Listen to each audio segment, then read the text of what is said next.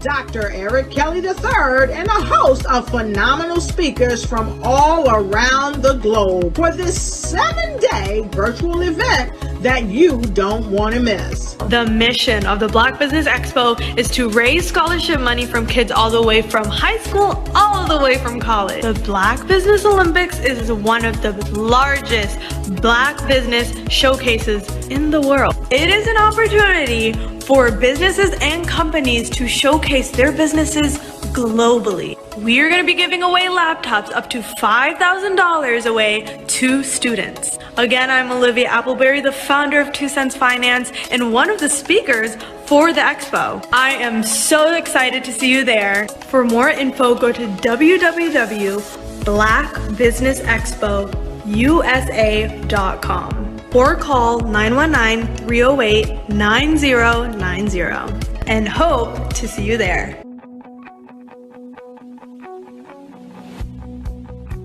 I am Black business. From the moment I wake until the time I sleep. Yes, I am Black business. I am Black business. Tell me, are you Black business? I am Black business. Do you support Black businesses? Listen, I support Black business because I am Black business. Black Business Expo, one of the largest business showcases in the history of Black business in the world. The world! Sign up today at www.blackbusinessexpousa.com or call 919-308-9090. I am Black business. I am Black business. From the moment I wake until the time I sleep, I am Black business. I am Black business. Are you Black business? I am Black business. Do you support Black businesses? I support Black business because I am Black business. Black Business Expo, one of the largest business showcases in the history of Black America in North Carolina. Sign up today at www.blackbusinessexpousa.com or call 919-380-9090. I am Black business. I am Black business. From the moment I wake until the time I sleep, I am Black business. I am Black business. Are you Black business? I am Black business. Do you support Black businesses? I support Black business because I am Black business. Black Business Expo, one of the largest business showcases in the history of Black America in North Carolina. Sign up today at www.blackbusinessexpousa.com or call 919-380-9090. I am Black business. I am Black business. From the moment I wake until the time I sleep, I am Black business. I am Black business. Are you Black business? I am Black business. Do you support Black businesses? I support Black business because I am Black business. Black Business Expo, one of the largest business showcases in the history of Black America in North Carolina. Sign up today at www.blackbusinessexpousa.com or call 919-380-9090. I am Black business. I am Black business.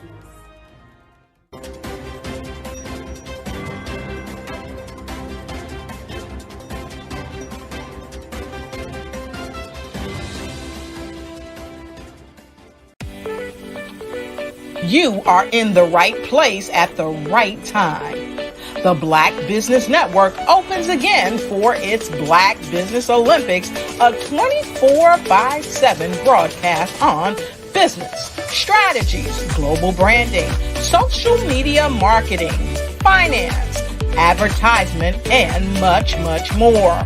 Featuring the top, most powerful entrepreneurs and speakers and thought leaders from all around the world as they gather together for this phenomenal event. Join the Black Business Network streaming live into the metaverse, STEM City, USA, Black Multiverse, Pod TV, Roku, Hulu, iHeartRadio, Apple TV, YouTube, TikTok, Instagram, Google Podcasts, Facebook, LinkedIn, IBM TV, Spotify, and Twitch. Tune in today and be a part of this amazing movement. The Black Business Olympics welcomes you.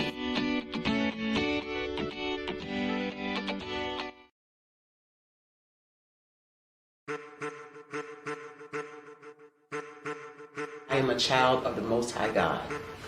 He has gifted me in ways that I could not even imagine and didn't know.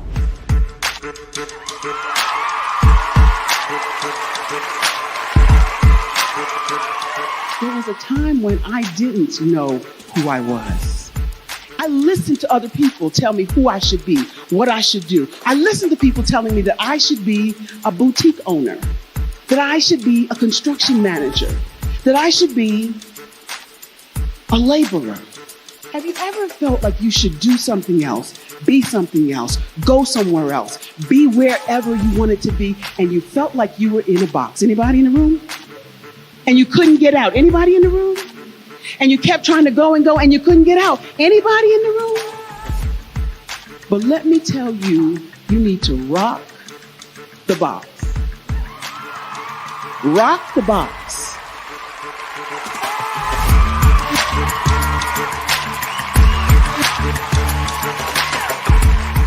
I am engaging, inspiring, and empowering.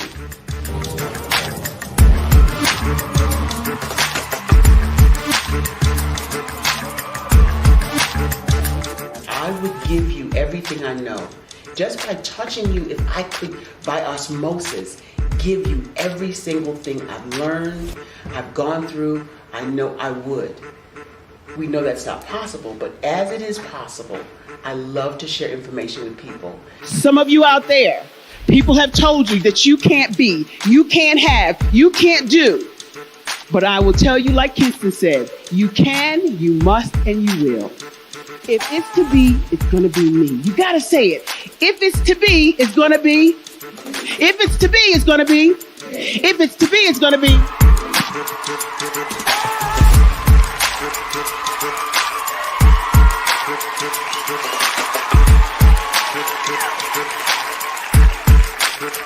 Barbara is because she believed what her mama said about her and not what other people told her. Every day you wake up, when you're in a situation, it's your choice whether it's an advantage or the disadvantage. She gained her confidence and her life, and now she is a testimony. If I can help you elevate yourself, then I feel like I'm elevating my own self as well. What you know and I know together can change the world.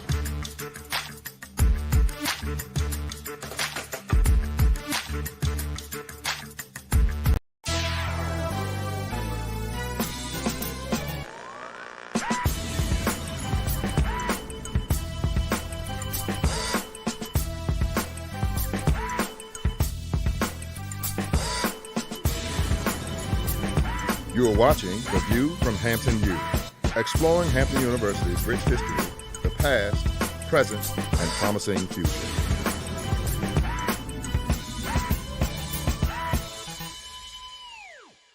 Welcome to Hampton University and The View from Hampton U. Today we're going to examine a movement that is said to be taking the nation by storm. The Genius is Common movement has emboldened young people throughout the nation, and that has also happened here at Hampton University. Let's take a look at what some of our students have to say about being a genius. Hi, my name is Gavin Harden, and my genius is to be able to give off positive vibes and spread a smile. Genius is common. My name is Brianna Lomax, and my genius is artistic expression through writing and showing compassion to everyone I meet. Genius is common. My name is Atia Strange, and my genius is the power of expression. Art is universal. I sing, I draw, I film, I photograph. Genius is common. My name is Maya Harris, and my genius consists of all the gifts that God has given to me. I am a giver, I am passionate about bringing ideas to life, and I have mastered the concept of finding the good in everything. Genius is common. My name is Diamond Sidney. My genius is acknowledging the beauty in my own mistakes while challenging others to do the same in order to cultivate and grow. Genius is common. My name is Almajid Edwards. A lot of people think genius is about being talented or being smart. It's not true. Genius is about influence. Whether it's an equation, whether you're reading or writing, research, harmonies, what have you, genius is about the opportunity, the moment of impact where you can influence another person and uplift them. My genius is poetry. Genius is common. Hampton University has a long-standing history of supporting geniuses and the movements that they create. For example, General Chapman Armstrong established this great institution in 1868. And did you know that Booker T. Washington was also an alum of Hampton University? I could go on and on about the geniuses who've come through these doors and have exited to go out into the world to make a great difference. That's what's important to us. That's what's important about the Genius is Common movement. What is your genius? You should take the time to think about that today. So thank you for watching The View from Hampton U. And remember, genius is truly common.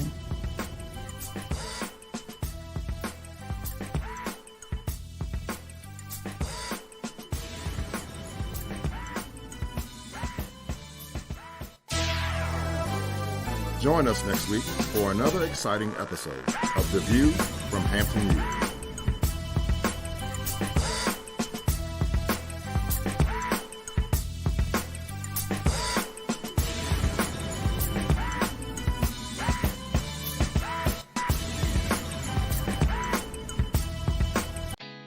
Did you know women represent just 3% of Fortune 500 CEOs and less than 15% of corporate executives at top companies worldwide?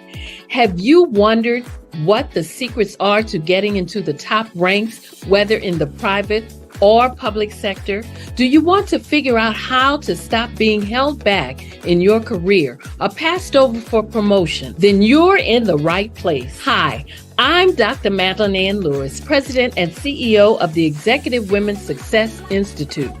I have decades of experience in the military, the federal government, and corporate America, and my mission is to help women succeed and tap into their full potential. I want to reach 1 million+ women around the world to become the leaders they are meant to be. So if you want to move into a management or executive level position, or maybe you are a female veteran transitioning out of the military into business entrepreneurship, then reach out to the Executive Women's Success Institute at 301-693-3284. Let us get you on the fast track to success.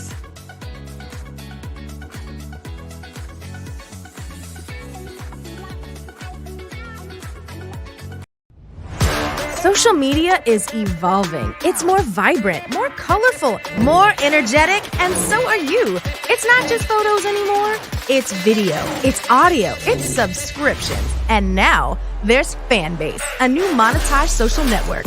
Fanbase delivers the complete native app experience with full content monetization for every user. No algorithms that shadow ban your engagement or growth, and no ads.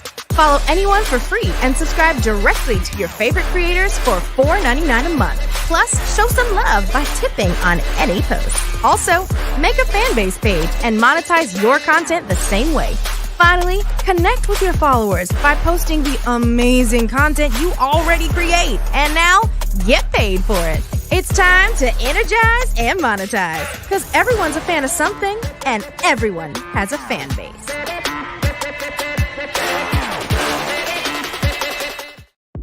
The Black Business Network and Black Business Olympics are essential platforms for Black business owners globally. They provide the tools and support you need to succeed in today's competitive marketplace. Join us today as we collaborate together with businesses from around the world to support our children, students, and young future entrepreneurs, Black businesses and corporations. We raise funds for students going to college and young entrepreneurs who are aspiring to be business owners, and we invite you to be a contributor today. Visit the website www.blackbusinessexpousa.com to connect with and learn more about how the Black Business Network and Black Business Olympics can help you not only share your amazing business story to businesses, but also serve future generations. Hello, my name is David Jones, CEO and co-founder of the Hello LLC, where we help businesses build a culture, brand an experience, and leverage technology to pivot into Web3. Join the Black Business Network streaming live into Roku, Metaverse, STEM City, Black Multiverse Enterprises, Hulu, YouTube, iHeartRadio, Apple, Facebook, LinkedIn, Spotify, Twitch, and Google Podcasts. Tune in, turn on, and let's thrive.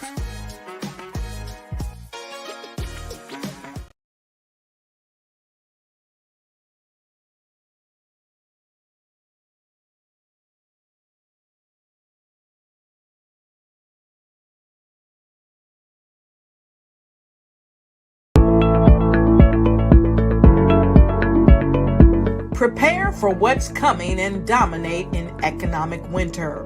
Stand strong and thrive by showcasing your great products and services globally through the Black Business Network and Black Business Olympics. The Black Business Network has showcased over 2,000 companies with over $7 billion in sales each year. Over 10 million attendees have viewed the rebroadcast each month.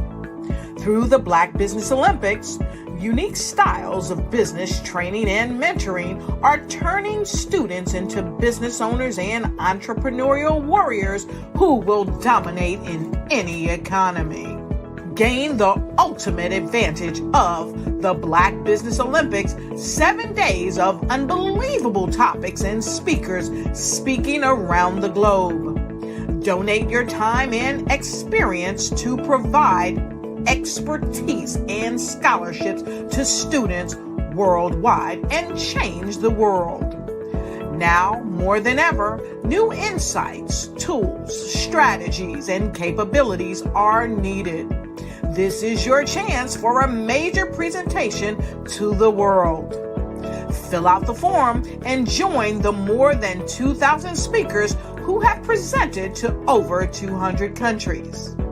Join the Black Business Network streaming live into the Metaverse, STEM City, Black Multiverse Enterprises, Hulu, Amazon, YouTube, iHeartRadio, Apple, Facebook, LinkedIn, Pod TV, IBM TV, Spotify, and Google Podcasts. Sign up today. Spaces are limited, and we will see you there.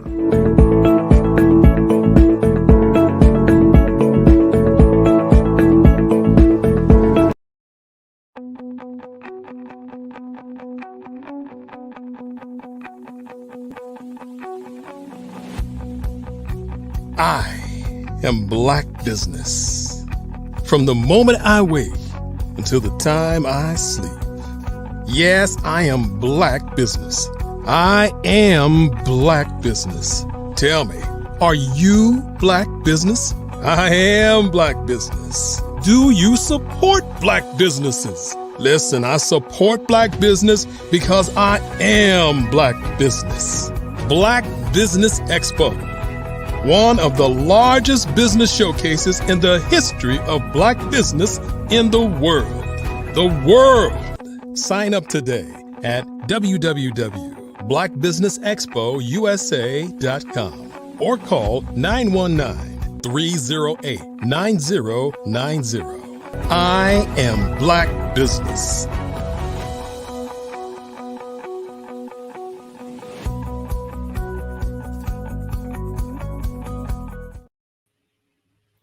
Good morning, business owners, entrepreneurs, thought leaders, and corporations. Welcome to the Black Business Network. My name is Shelly Jeffcoat, and I am your business moderator for this morning on the Black Business Network. Black Business Network is a 24-hour business network showcasing Black businesses, Black business owners, and as I said, entrepreneurs and thought leaders worldwide. We have speakers from all across the world: London, Singapore, Africa, Japan, and cities across the United States, including North Carolina and Georgia, where I am. The Black Business Network is a global community sharing its business knowledge to empower, inspire, and educate businesses about business. And so I happen to be the first speaker coming on today, and I'm really excited and grateful for the opportunity. So thank you, Dr. Kelly, for giving me the chance to come back and talk to the audience. And so by way of introduction and just a little bit on what I'm going to talk about this morning, when I was here the last time, I talked about business branding. I talked about social media branding. I gave some information about things that were related to building community and followership and all of those things that you would need as a business in trying to leverage your marketing strategy and your business strategy. And today I'm going to do something a little bit differently. I wanted to talk to potentially students who might be thinking about building a business, or maybe you're an entrepreneur, maybe you're in a job right now and you're thinking about starting a business, maybe it's a side hustle, or maybe you're early into creating a business and you need to kind of get some of the basics. So I'll start with just a really basic overview of kind of who I am and why you should listen to me. Okay. So just by way of introduction, as I said, I'm Shelly Jeffcoat, and I'm a brand and business expert. I've been in the corporate arena for more than 30 years. I have experience in various corporate roles and leading transformation around values and culture and brand, and just celebrating 20 employee culture wins at a Fortune 500 company where I am. And that's been the last couple of years, which is unheard of within the employer brand industry space. I'm also a founder, and so I'm the founder of a company called LCM Group, and we consult on business brands for veteran small business owners. I'm an advocate. I'm a mentor. I support organizations like Mentors of Color, Workplace Accelerators, Still Serving Inc., Love Smart Inc., and I'm a podcaster. So I own a brand called Pi, which stands for Proud, Inspired, Empowered. And if you search Mrs. Pi, you'll find me. But this is important because I'm also a board member for Parade Deck, and we're a group of military influencers. There's about, 6.4 million subscribers aligned to that incredible organization. And so I host a live TV show twice a week on that network. And I also have a lot of books and speaking engagements, all those things. But why I want you to really take what I'm saying today, again, especially if you're a student and you're thinking about what do you want to do next, or you're someone on the job and you're trying to figure out where you want to go next, is sharing some of the basic information and just basic lessons learned that a lot of us tend to overlook when we walk into, hey, I think this is what I should do, or I'm not sure what I need to know, I'm not sure what I need to do, and I don't know where I should act. So that's what I'm going to cover with you over the next 30 minutes or so. So the first place is, what do you need to know? So there are key basic principles that you need to know before you go out and sign up for that LLC, or before you even pitch that business proposition. So business principles, very basic. The start is, what is your why? Why are you starting this business? Why are you starting this business? So some of the questions I usually ask, a lot of companies, I also mentor companies that talk about, we want to start something. The key question is your why. So 3 things that people usually come up with, or 3 things that you should really consider, is the first being, are you providing a product or a service? So are you providing a product or a service? Meaning, are you creating a product that someone's going to buy off the shelf, or are you providing a service that's filling a need or filling a gap? So are you providing a product or a service? And that's the key. Obviously, you got to know, why. Why are you providing that product or service? Is it in response to something that's not on the market? Have you done your market research to make sure that you're actually providing something that people want or people need? The second thing around what is your why is, are you filling a financial gap?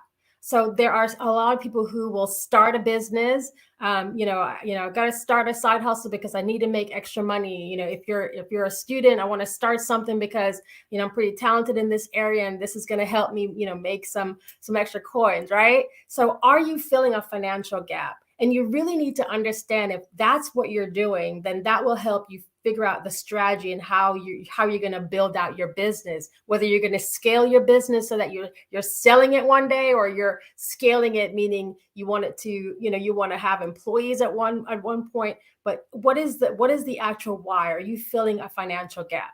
The third thing around what is your why for doing this is really basic. Are you just transitioning from being an employee to an employer? So there are also individuals who'll say, you know what, these talents or these skills that I have, I can take that, I can mold this into a business, and my hope is to hire people and be a job creator within my community, etc. So a service business, for example, that maybe you're a cleaning service and you started off as you were working for a cleaning company, and you were the person that was doing the cleaning, and then you're transitioning from being that employee to, I want to start a business where I'm hiring people, and now I'm building a business, a cleaning service business. That is a transition from an employee to an employer. So, again, we're talking about business principles, is really understanding what is your why. Why are you doing this? Are you providing a product or service? Are you just filling a financial gap, right? Like a part-time, right? Or are you transitioning from employee to employer, meaning you're shifting to becoming a job creator? So another part of the theory around business principles, when I talk to especially younger folks, is the building block, what I call the building blocks. And there's three things that you need to think about as your building blocks. And the first thing is, what is your purpose? What is your purpose? And this is so important, because you need to be able to communicate your why and your purpose. Why is this important? You have to be able to honestly communicate to your potential clients, maybe future investors, and even yourself. Like, what is driving you to do this? And can you create that story when you're trying to do your pitch? Do you understand why you're doing this? So what is your actual purpose? Where are you going is the next question. Where are you going? So it's okay. You come up with a great idea, and you got a lot of passion behind it, but passion requires a purpose, and it also requires a plan. So do you know where you're going? And then the last part of this building block is, I ask people, what do you want to be known for? What do you want to be known for? So if you're creating this business, what do you want your business to be known for? And so those are the things. So again, starting out with just the very basics, business principles that you need to think about before you sign up or you establish that LLC. A second area I want to touch on is something that I talked about before when I was, lucky enough to be on this program. I talked about the vision versus your mission and your values. And the mission statement. So mission statement has been, pretty traditional. It's kind of the explanation of the reason your organization exists. It kind of describes its purpose and your intention and your objectives. And, companies for many, many years would put out a statement that talked about supporting the vision and how it's going to communicate that purpose. And it was directed to your employees or your customers or maybe your vendors. Maybe it's your family because you're trying to raise funds.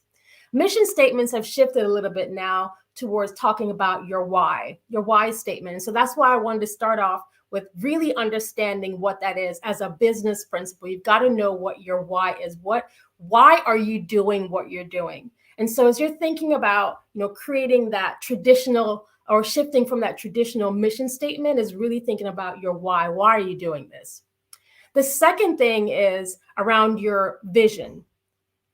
around your vision. So a vision is usually something that is a statement. It looks forward. It actually creates a kind of a mental image of the ideal, what we call the ideal state that the organization wishes to achieve.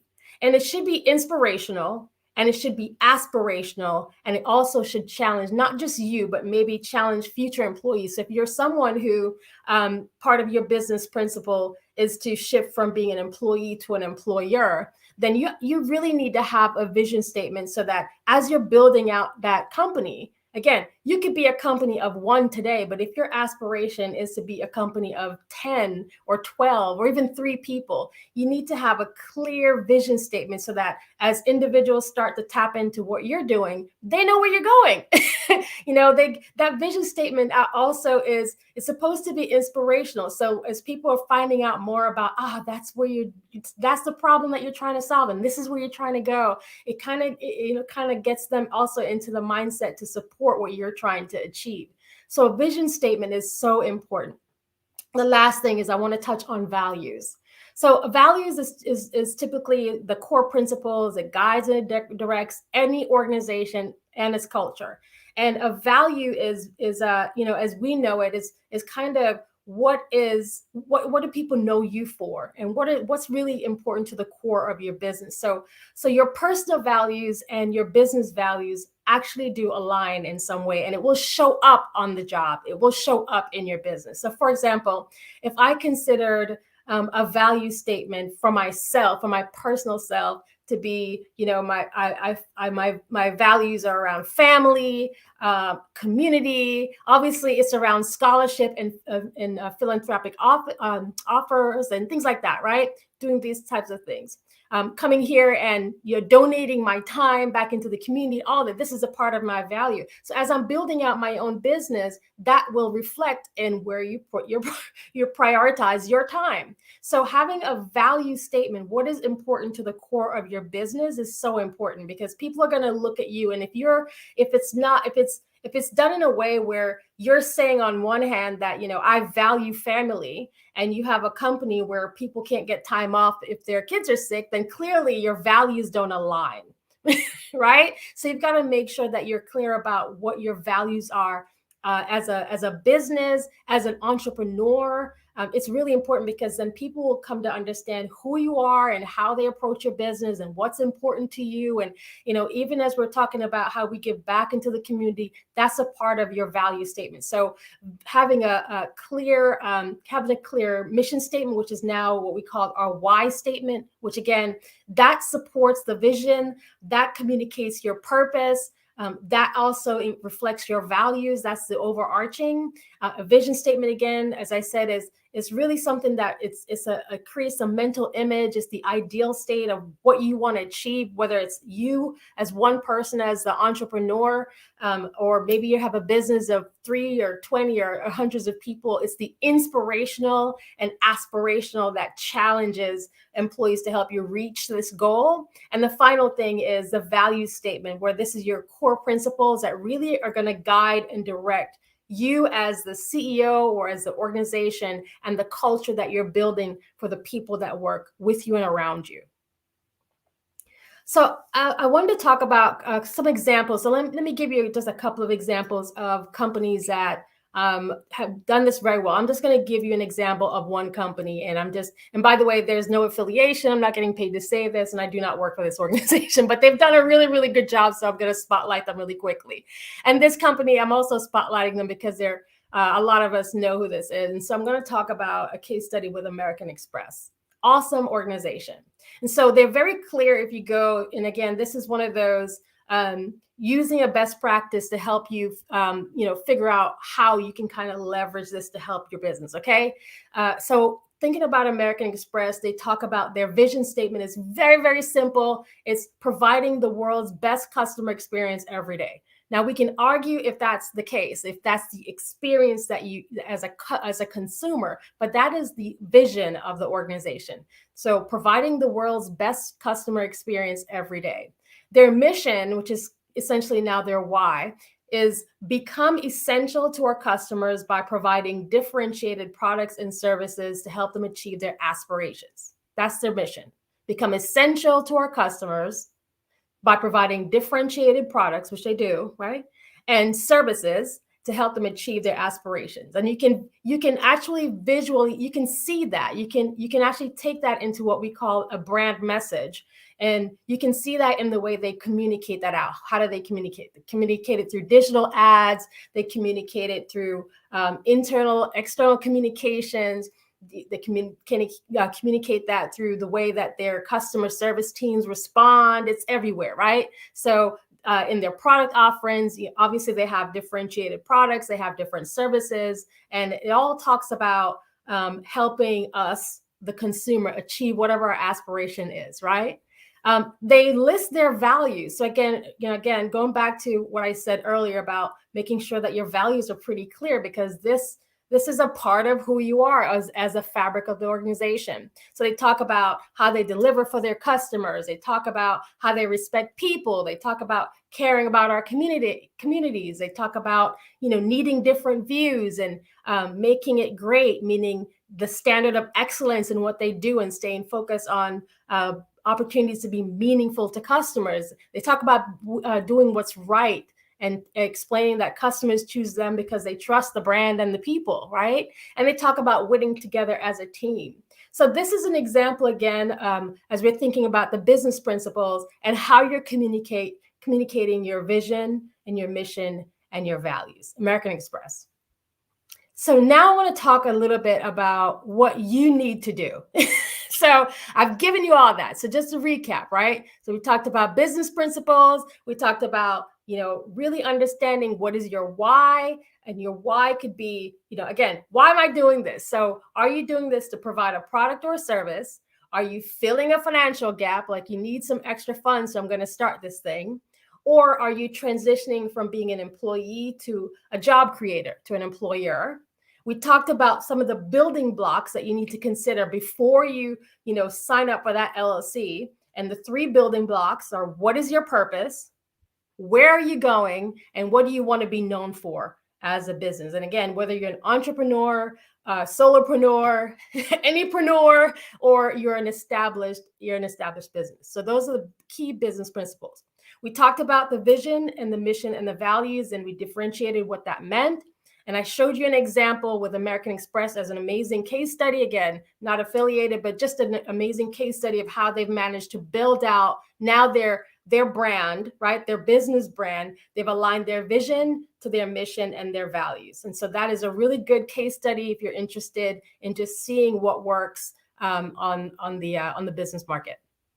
Now I'm going to shift to what you need to do. Okay. So the first thing that I want you to do is what we call market intelligence. You've got to know the competitive landscape that you're going into. So here's a case in point. I have an idea that I think that I want to start a pet grooming business. Not me, I'm just making this up, okay?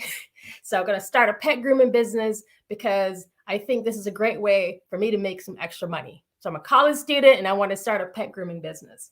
So the first thing I'm going to do is not go out and say, I'm going to get an LLC because now I'm in business.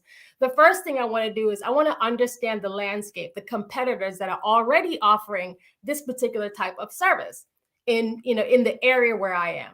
So based on the area where I am, I'm in town X. I want to see who else is already offering this type of service. So I can do that through research. I can Google it. I can go on to see different services. I can do word of mouth, but I really want to find out. I can go to the pet park. I can go and find out, who else is already operating within this landscape. Okay. So I'm gathering market intelligence before saying, okay, this is the business that I'm going to move into. I need to understand what the competitive landscape look like. So some people are hiring Kelly. I'm just making this up because she does X. She does more than walk the dog. She grooms them. She sits for them. All those things, right? You need to and she charges X and all those things. So you need to understand the competitive landscape. So the first part of your strategy is actual market intelligence. The second part of your strategy is what I call money matters. You got to understand that cash flow is a lifeline of any business. So no matter what you do, you got to make sure that your finances are managed. So case in point, that same pet business that you decide, I think I can start this when, when I'm home as I'm a college student and I'm home for the holidays, or, maybe it's seasonal, maybe I'm home for the summer, and this is a way that I can, basically make some more money. Do I understand the cash flow that's, I'm going to need for this business? So now I'm thinking, how am I going to advertise the business? Is it word of mouth? Do I have a brand? I can't just go on TikTok and say, hey guys, I'm, I'm now offering this pet service. So how am I going to manage the cash flow? How much money do I need for the lifeline of this business so that I'm not going broke? Okay. So always making sure that your finances are managed as well. And the last part of this is your business branding and naming your business and then creating a strategy around that. So when we talk about business branding, we typically talk about, being clear about the name of your business, the logos and the colors and all those things that are involved in telling the story and really building the identity of your business brand. So again, there are ways that you can do that.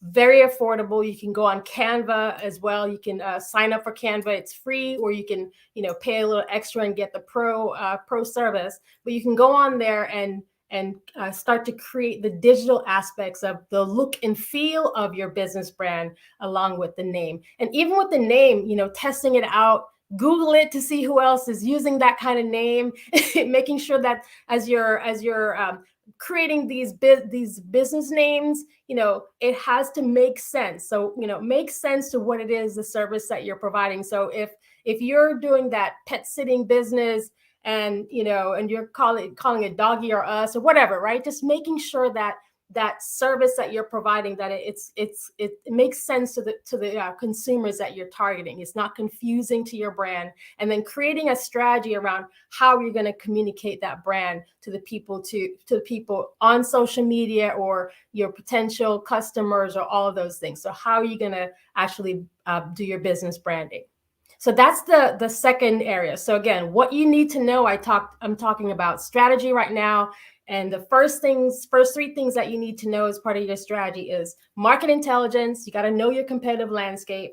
You got to understand how money works. So that's money matters. You got to understand cash flow is a lifeline. So no matter what you do, make sure you have your finances managed. And then the last part of that core strategy is the business branding. And so everything from naming it to creating the strategy and all of those things are tied into the actual business brand strategy.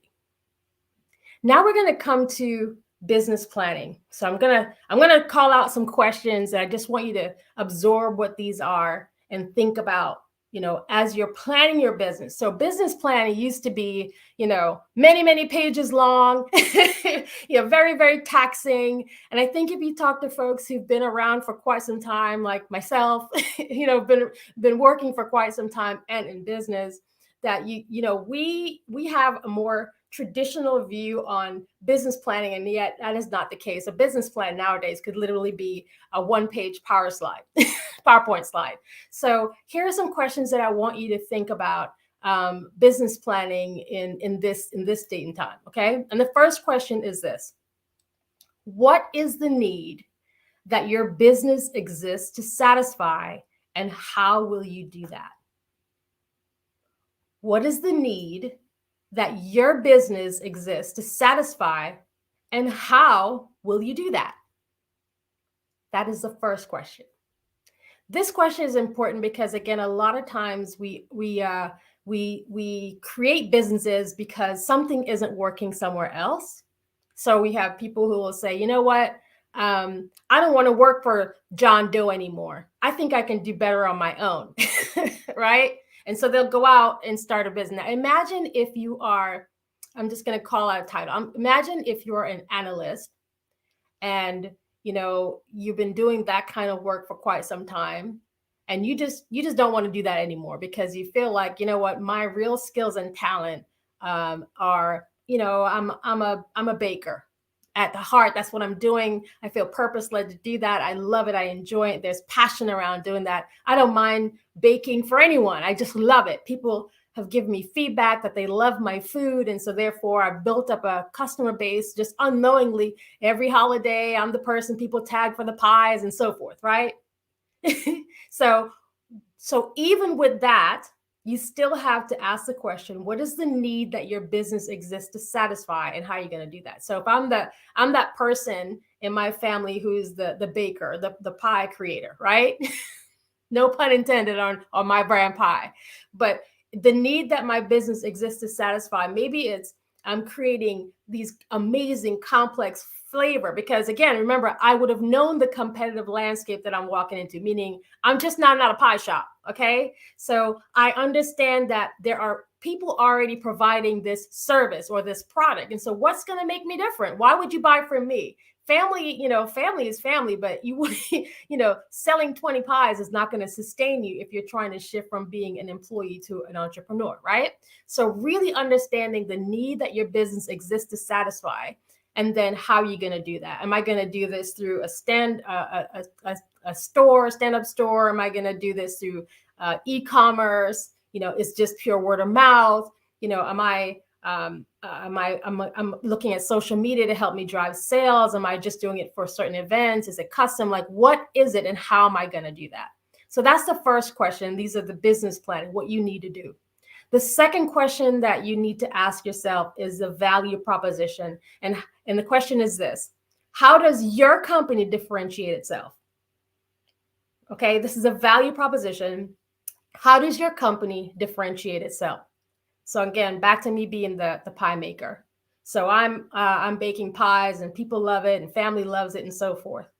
But so is Tom, and so is Miriam, and so is Sarah, and everybody is baking pies. And by the way, you can go to any grocery store in the frozen food section. You can get yourself a frozen pie if you're not a bake that you don't have the skills to bake from scratch, and you can satisfy your family, or you can hit another bakery.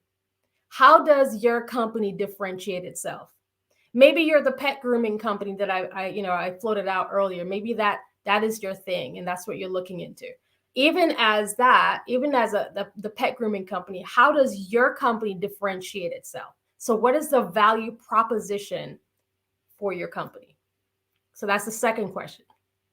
The third question is, what will be your most effective marketing and sales strategies? Okay. What will be your most effective marketing and sales strategies? Okay. So this is going to be harsh teaching right here. So the difference between marketing and sales, it is different and yet not vastly different, but they're not the same things. So effective marketing strategies means that you would have thought about the product and the service that you're going to deliver. You would have thought about the audience, your consumers, where they are and how you're going to reach them. What do they want to see? You would have thought about, or you would have researched what your competitors are doing. You would have thought about your value proposition and how you differentiate your company. So Sarah's bagels are better than Tom's bagels because Sarah uses cinnamon, whatever it is, right? You would have thought about it.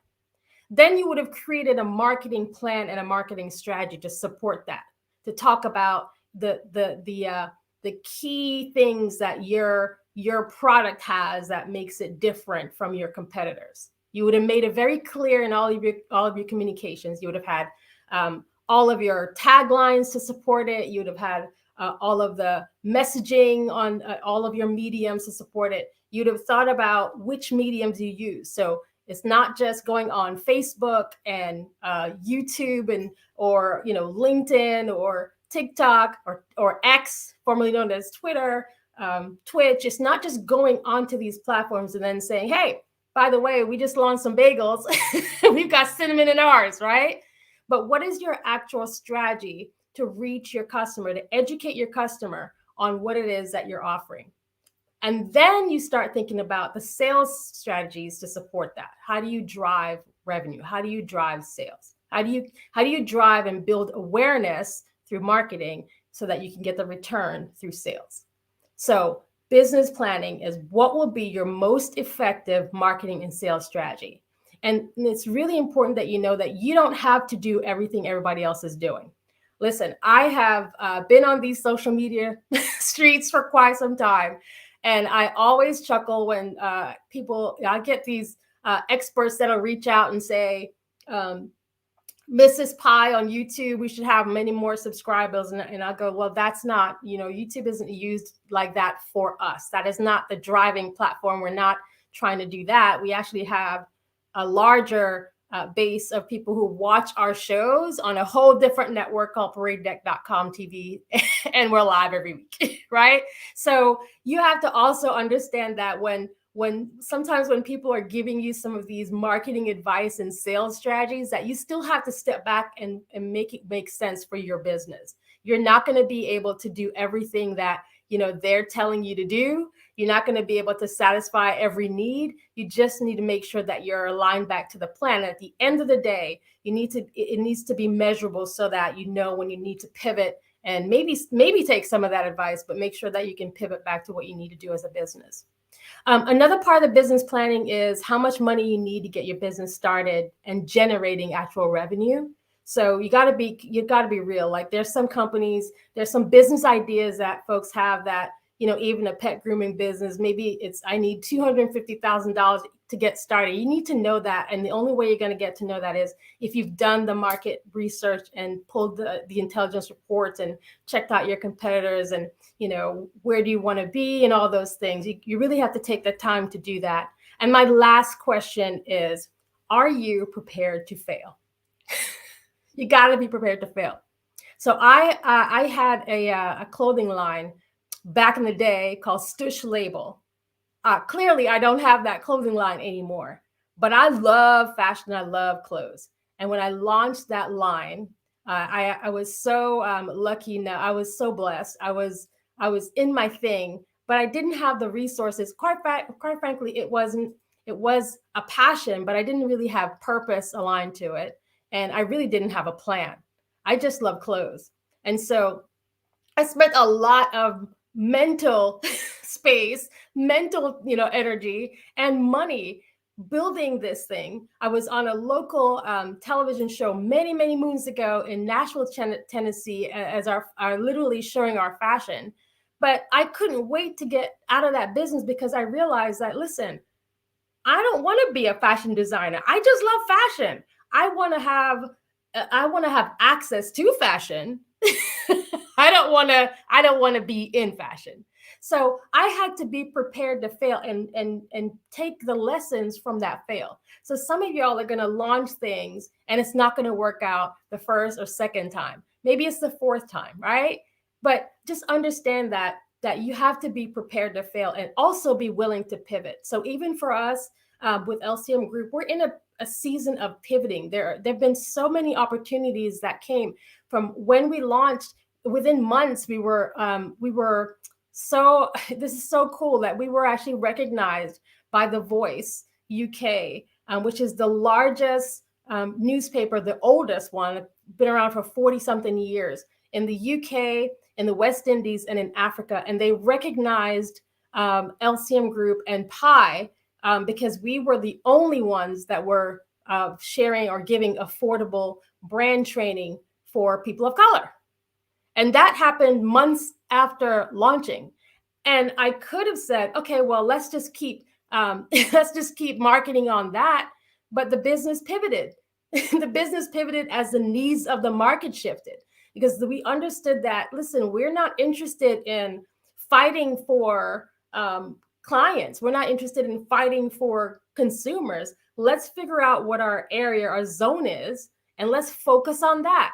And what made us really stand out is our brand Pi. It's Mrs. Pi. It's literally what I bring to the table. So then we pivoted because we understood the market is pivoting. And we didn't want to be, with, all the millions of other people on LinkedIn talking about personal brand. We just didn't want to do that. We understood kind of what our lane is. So we shifted into our lane. So we had to be able to step away from opportunities that wouldn't make sense long-term for the business. So here's the difference. The difference is being willing to say, hey, I've got to pivot in this way because this aligns to the long-term goal of the business, or this aligns to my long-term goal, period.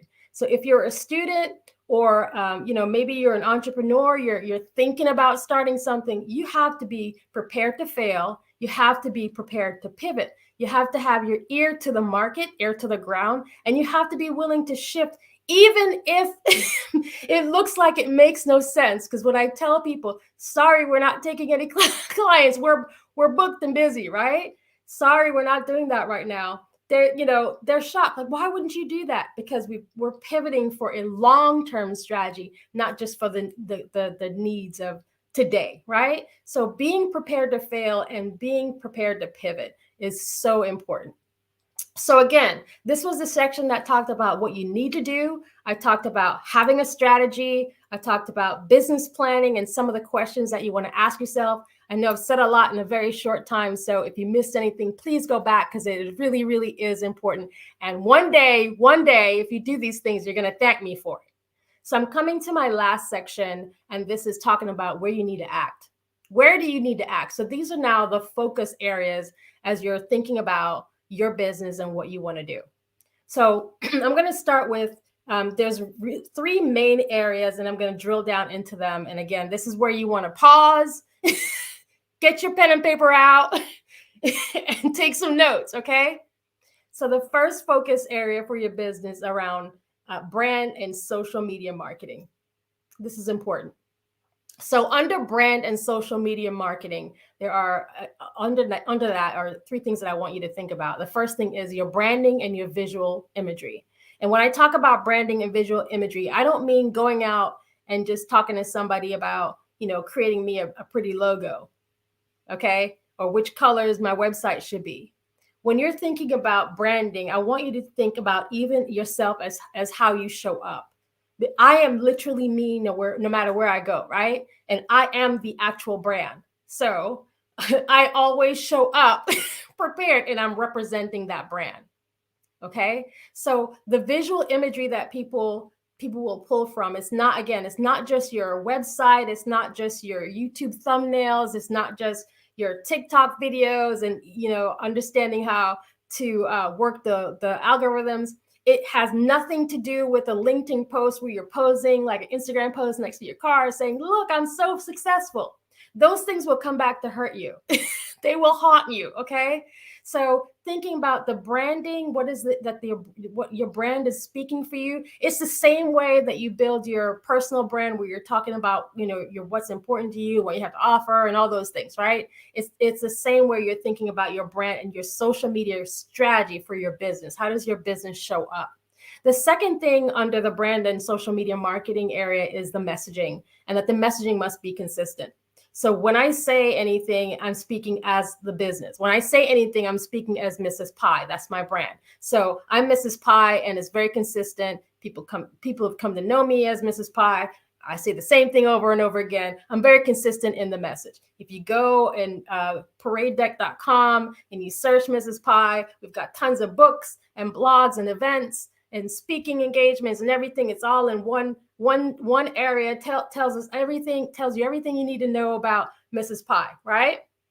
But the messaging is very clear and consistent, and you do that because you don't want to confuse people about what it is or who you are. And especially if you're maybe you're a smaller business and you've got a lot going on, right? And it's hard sometimes to explain that, hey, not only do we do this, but we do this, or we do this, or we do this. And it can be overwhelming to people when you're, passionate about, hey, I'm a speaker, I'm an author, I'm a blogger, I'm a podcaster. Just look me. Literally, I'm just like, yeah, just go look me up on paradedeck.com, because people will get overwhelmed. But the messaging is very consistent. And the last thing under brand and social media marketing is really thinking about the mediums that you're using. So again, it's not about like, oh, I need to be on YouTube. Why, right? Why do you need to be on YouTube? What's the return? Because there's a lot of work involved especially if you're a business and you're trying to position yourself. Just because you have 1 million followers on TikTok, don't expect them to follow you to YouTube. There's a lot of work involved. So being really clear about the mediums that you use. If you're using Facebook, if you're using LinkedIn, if you're using Twitter, etc., like you got to really be careful about which medium serve the best need for the messaging you need to get out to your audience. So the second focus, so that was brand and social media marketing. And the second focus area is your comm strategy, your communication strategy. And so this is important because it really is where you're going to be articulating that vision we talked about. It has to do with storytelling and then shifting, as I said, from followers to what I call community. So articulating the vision, again, this is where, as you're trying to tell, people who you are and where you're trying to go. Remember, we talked about being inspirational and aspirational, but you have to be able to articulate that in the way that you communicate. And there's a lot of videos, there's a lot of shorts, there's a lot of, promo ads and things like that. Sometimes I step away from promo ads. I specifically use promo ads to promote upcoming things. I won't use it to show like a video of where I've done something years ago because it dates me. This is just me. This is just the way I roll. So thinking about using those promo ads to tell the story of where you're going, articulating that vision, and also is a great way to introduce yourself. If you're watching Black Business Network, you'll see all of the amazing intro promos that a lot of the businesses have put forth. So those are great examples of how you can articulate the vision as a way to communicate through a different medium. And that's also another way for you to start building on storytelling and sharing your journey. So if you're using social media, then maybe you're creating your social media strategy around storytelling, how you started, how you make the product, how your customers experience the product, after the product, you can kind of weave and tell the story. If you're a business, if you're a company, you're talking about the journey of your products, the journey of technology, and the people involved in making that come to life. That's an example of storytelling. And then the other thing I talked about is the difference between community and followers. Don't be fooled by the number of followers. You want to build a community, because you can have, again, 1 million followers, but nobody buys your product. Okay, so don't be impressed by the number of followers. Unless you're moving into a space where your actual job is an influencer, and that is an actual job. Affiliate marketing is an actual job. So unless that is your actual job, then you want to focus on the community that you're building, because those communities will end up being the ones that will refer customers back to you. And then the last focus area is really honing in on the product and service that you're offering. So what are the costs associated with building out the products or the services that you're trying to offer? What kind of funding you need? What's the return on the tools and resources? Don't just go spend money on things just because, someone on social media influenced you into doing it, right? Really understanding the return on the tools and resources, and outsourcing help, outsourcing and hiring help. There's a lot of virtual assistant solutions and products. There's products out there. So maybe thinking about, outsourcing in that way. Okay, so I want to touch on, I'm being careful of time because, again, I could talk about this for hours. Okay, so you can reach me at paradedeck.com. You can just pull me up as Mrs. Pie. Everything is out there. I am so excited. By the way, genius is common, and you can bet what my genius is. It's around brand, it's around strategy, it's around culture, and it's around Mrs. Pie. I will see you on the other side.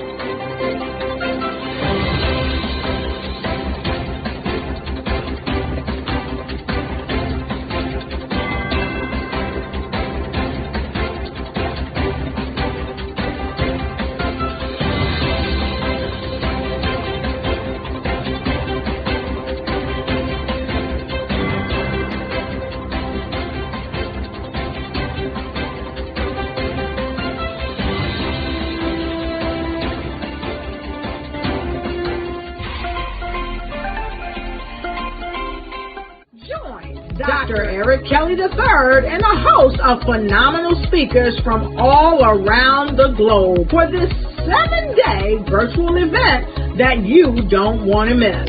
The mission of the Black Business Expo is to raise scholarship money from kids all the way from high school, all the way from college. The Black Business Olympics is one of the largest Black business showcases in the world. It is an opportunity for businesses and companies to showcase their businesses globally. we are going to be giving away laptops up to $5,000 away to students.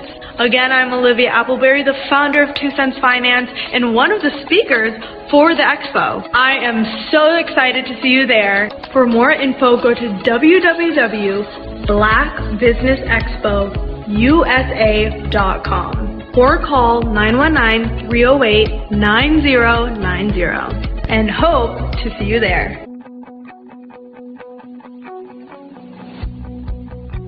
I am Black business. From the moment I wake until the time I sleep.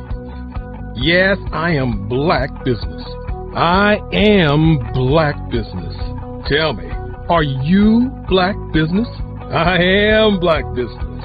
Do you support Black businesses? Listen, I support Black business because I am Black business. Black Business Expo, one of the largest business showcases in the history of Black business in the world. The world! Sign up today at www.blackbusinessexpousa.com or call 919-308-9090. I am Black business. I am Black business. From the moment I wake until the time I sleep, I am Black business. I am Black business. Are you Black business? I am Black business. Do you support Black businesses? I support Black business because I am Black business. Black Business Expo, one of the largest business showcases in the history of Black America in North Carolina. Join Dr. Eric Kelly III and a host of phenomenal speakers from all around the globe for this 7-day virtual event that you don't want to miss. The mission of the Black Business Expo is to raise scholarship money from kids all the way from high school, all the way from college. The Black Business Olympics is one of the largest Black business showcases in the world. It is an opportunity for businesses and companies to showcase their businesses globally. We are going to be giving away laptops up to $5,000 away to students. Again, I'm Olivia Appleberry, the founder of 2 Cents Finance and one of the speakers for the expo. I am so excited to see you there. For more info, go to www.blackbusinessexpousa.com or call 919-308-9090 and hope to see you there. I am Black business. From the moment I wake until the time I sleep. Yes, I am Black business. I am Black business. Tell me, are you Black business? I am Black business. Do you support Black businesses? Listen, I support Black business because I am Black business. Black Business Expo, one of the largest business showcases in the history of Black business in the world.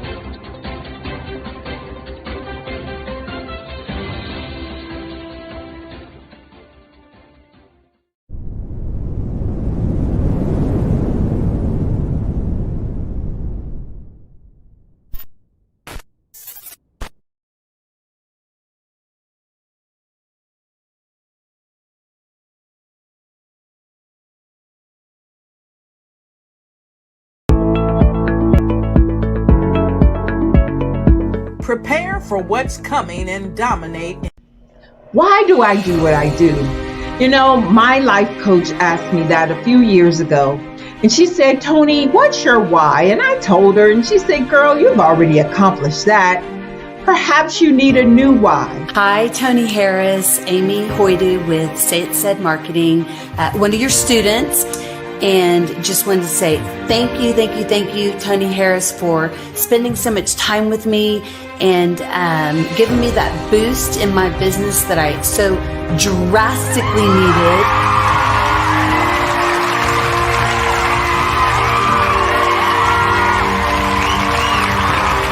My why is to touch, move, and inspire my clients to take drastic steps to be better than they were before they met me.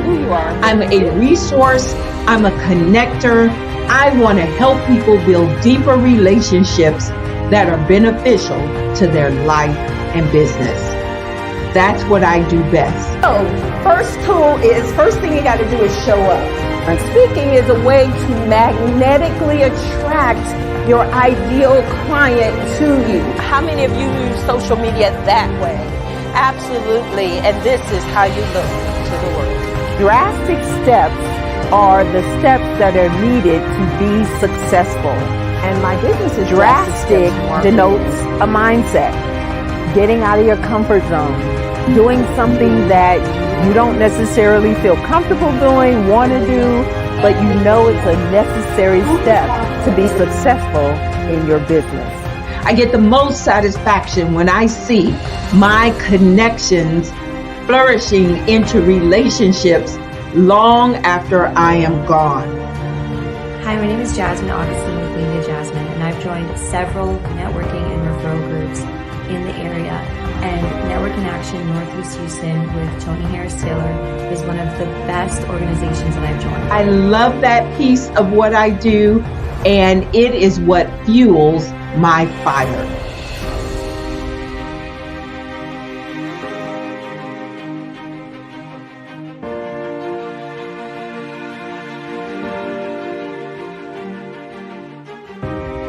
My name is Tony Harris Taylor, saying take a drastic step today for a fantastic tomorrow.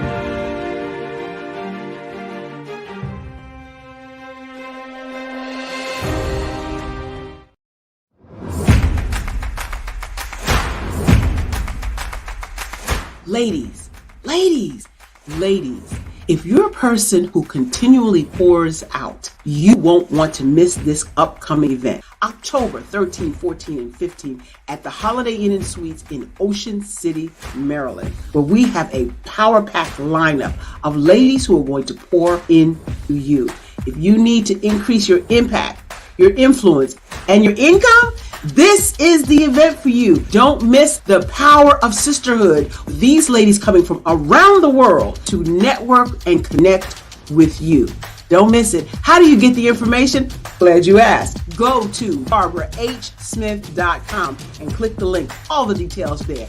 Don't miss Sisters Inspire Sisters to Advance, October 13, 14, 15 at the beautiful Holiday Inn and Suites in Ocean City, Maryland. What you know and I know together can change the world. I want to see you there.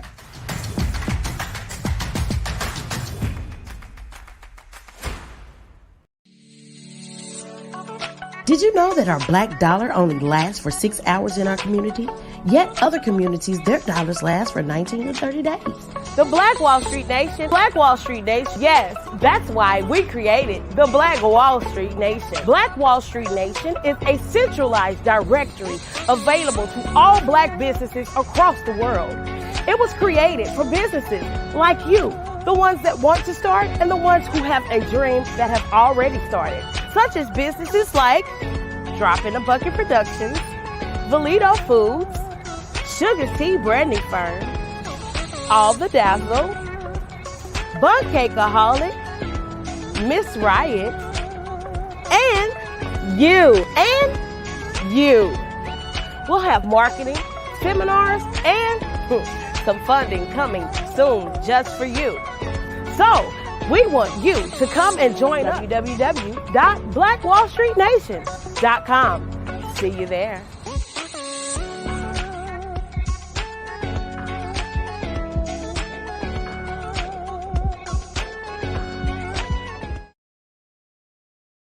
I'm Kennedy Harris. My genius is being an entrepreneur.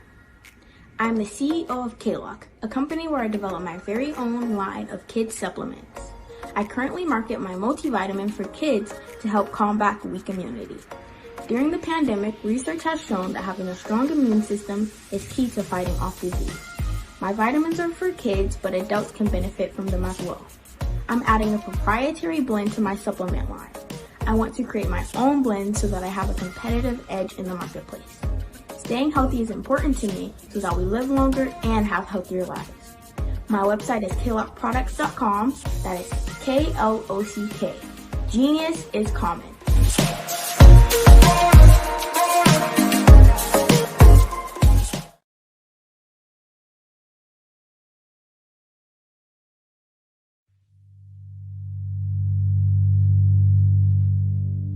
So what we have to do is when we get in a spot, we need to create some spots for us. That's the main thing. We need to be able to be in a position where we're able to create those spots for us. For me, being an entrepreneur, I'm not just going to get a business and then leave you sitting high and dry. If you ask me some questions about entrepreneurship, I'm going to give you as much as I've received. I've seen people who made it, and then when you ask them, it's like, okay, now you have to pay me for the information, the same information I got for free. We probably in totally different cities. There's no way that we're going to bump heads or anything. We're not competing. Bring me up with you. And so I just think that whatever education that I have, then I need to be able to give that to my own as well. So create the spots. You can create the spots when you get there. Hey guys, my name is Caden. I'm the CEO of Caden Teaches, and my genius is teaching kids about financial literacy. Throughout my financial products, such as my financial flashcards, my activity book, and my newest project, my financial bus, which I bought. And on the bus, it has a mock bank where kids will learn how to deposit and withdraw money, a mock grocery store where kids will be able to learn how to have a family budget, and a mock stock exchange where kids will even be able to learn how to invest in stocks. Now, I decided to start teaching kids about financial literacy because I find that most kids graduate high school without even knowing the basics about financial literacy. And I feel if I were to teach kids about financial literacy, that I would be able to help kids tap into their genius. And I actually learned about financial literacy to my dad because I would go to business meetings with him and I would always see that they were talking about financial literacy. And at that point, I didn't understand what financial literacy was. So I took it upon myself to learn about financial literacy and teach it to kids in a way that they could understand. But I want you guys to help me help kids tap into their genius by going to my website, cadenteaches.com, and you can sew into me in my financial bus by going to my GoFundMe link. And remember, if Caden can, you can too. Because genius is common.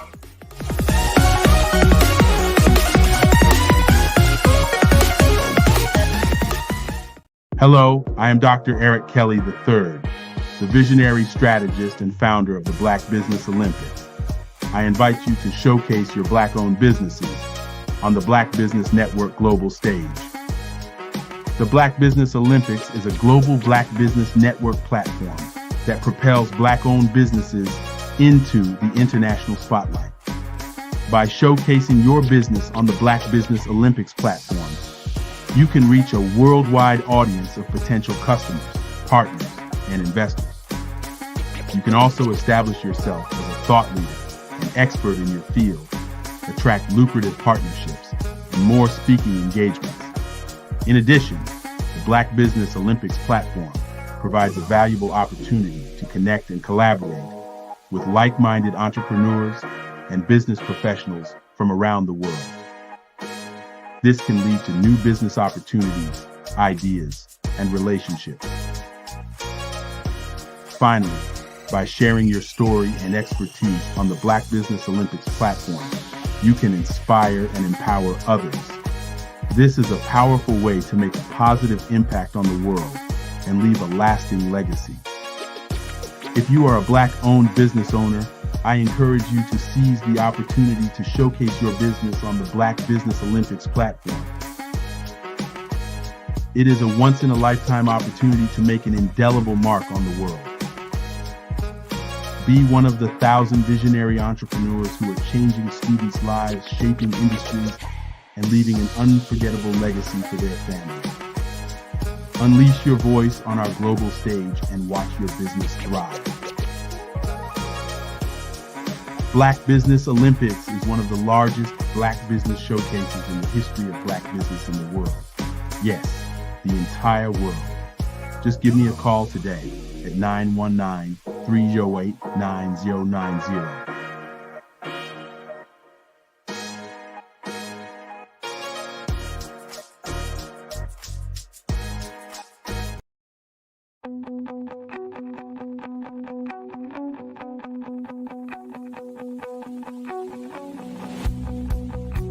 I am Black business. From the moment I wake until the time I sleep. Yes, I am Black business. I am Black business. Tell me, are you Black business? I am Black business. Do you support Black businesses? Listen, I support Black business because I am Black business. Black Business Expo. One of the largest business showcases in the history of Black business in the world. The world! Sign up today at www.blackbusinessexpousa.com or call 919-308-9090. I am Black business.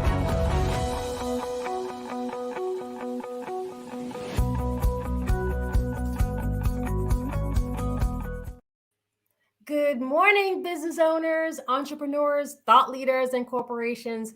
Welcome to the Black Business Network. My name is Shelly Jeffcoat, and I'm your business moderator for this morning on the Black Business Network. The Black Business Network is a 24-hour business network that showcases Black businesses, business owners, entrepreneurs, and thought leaders worldwide. So we have speakers in London, Singapore, Africa, Japan, and cities across the United States.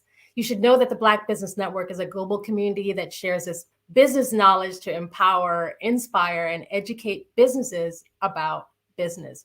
I am so excited and honored to be here. Our next speaker is Wade Randolph, the CEO of Randolph Unlimited. And Wade has 18 years experience nationally. He's imparting invaluable wisdom to fellow business professionals, whether the focus is on enhancing leadership capabilities, cultivating efficient teamwork, utilizing motivational strategies, or refining business communication.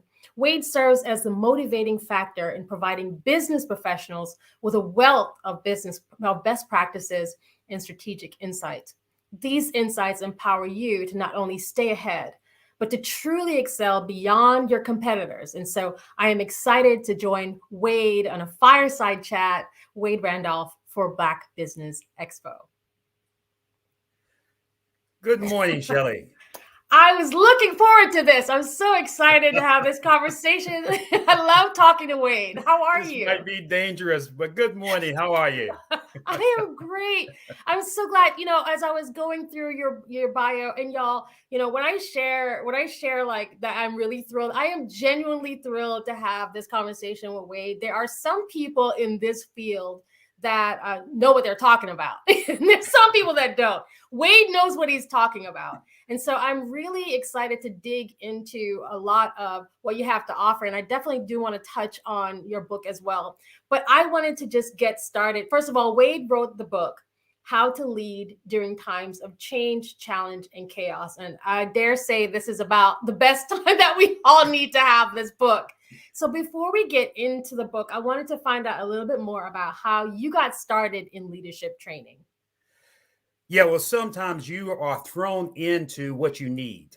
Sometimes it is that not taking that easy road, but taking that road that's necessary to bring out the best in you.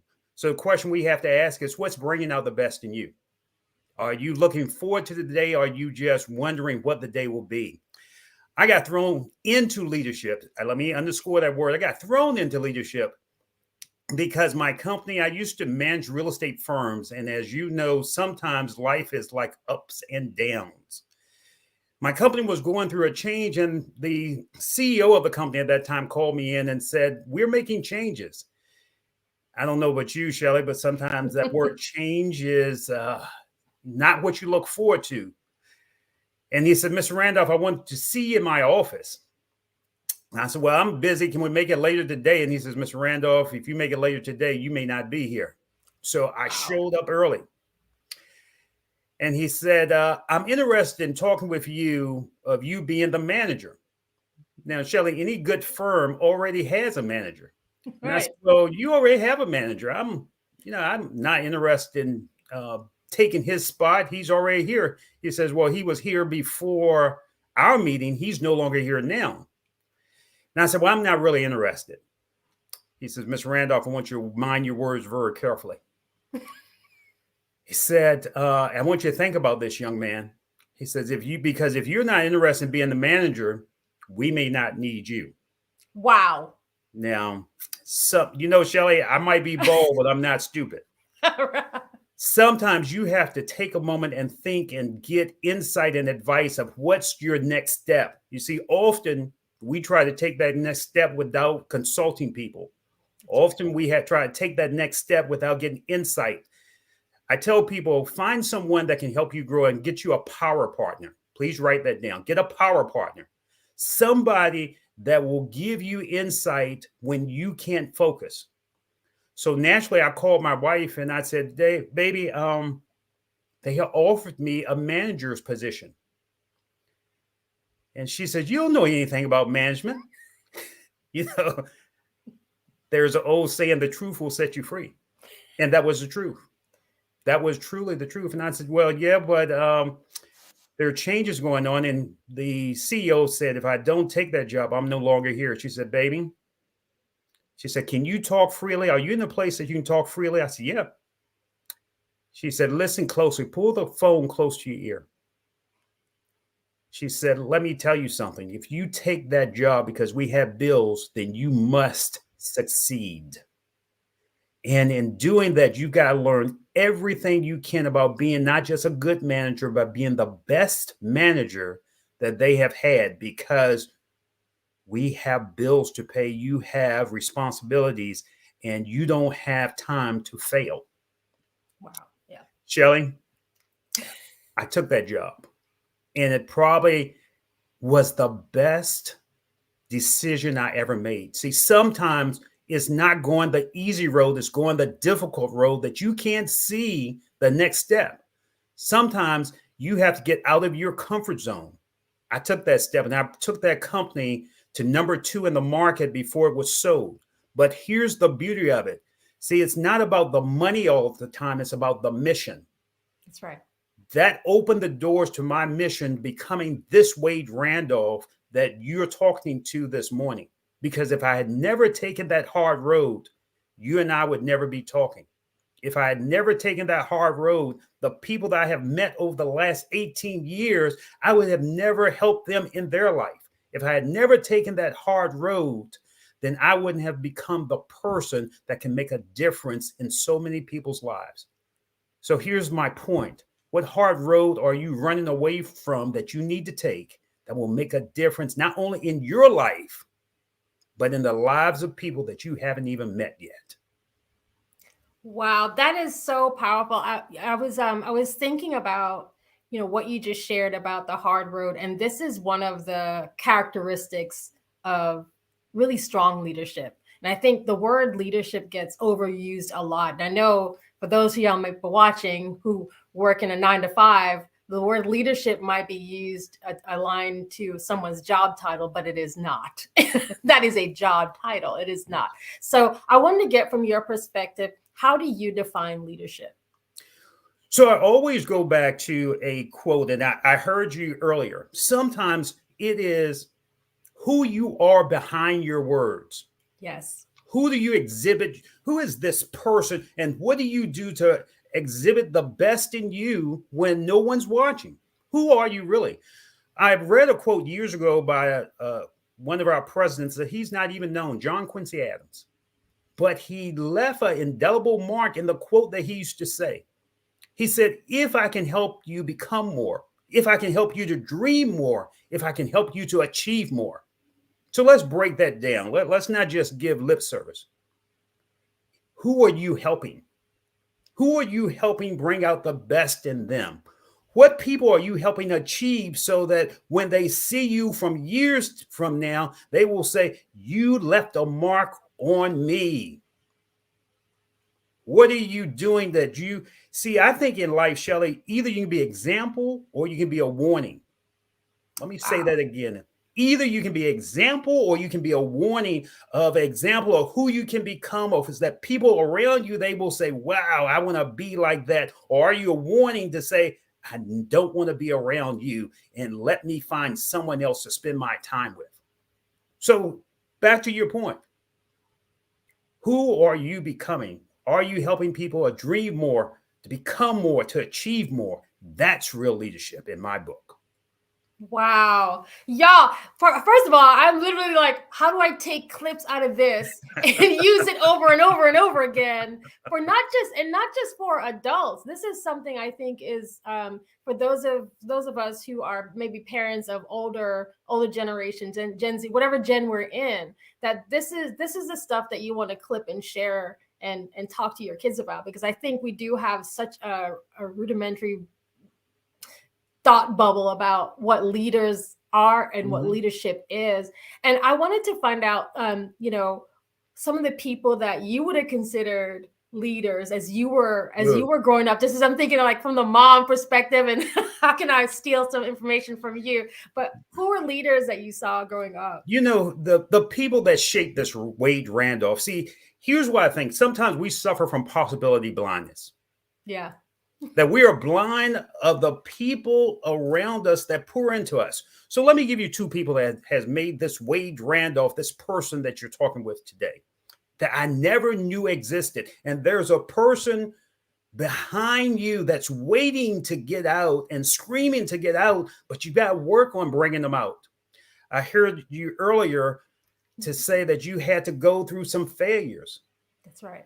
And I say, sometimes we got to think differently, because those failures, there's no such thing as failures. There's always learning.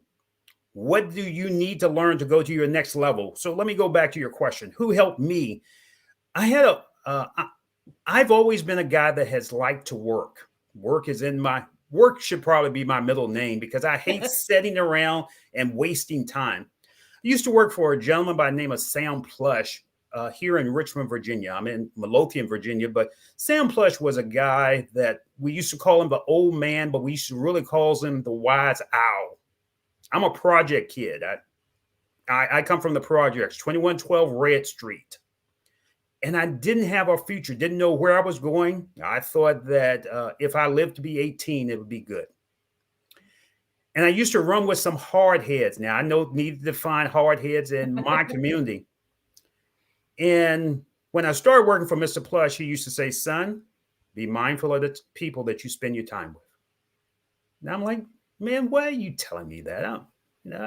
I've got some good friends.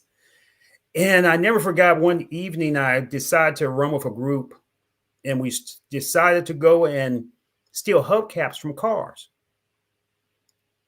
And being young but crazy, I decided to pick the best gleaming car with the best hubcaps around.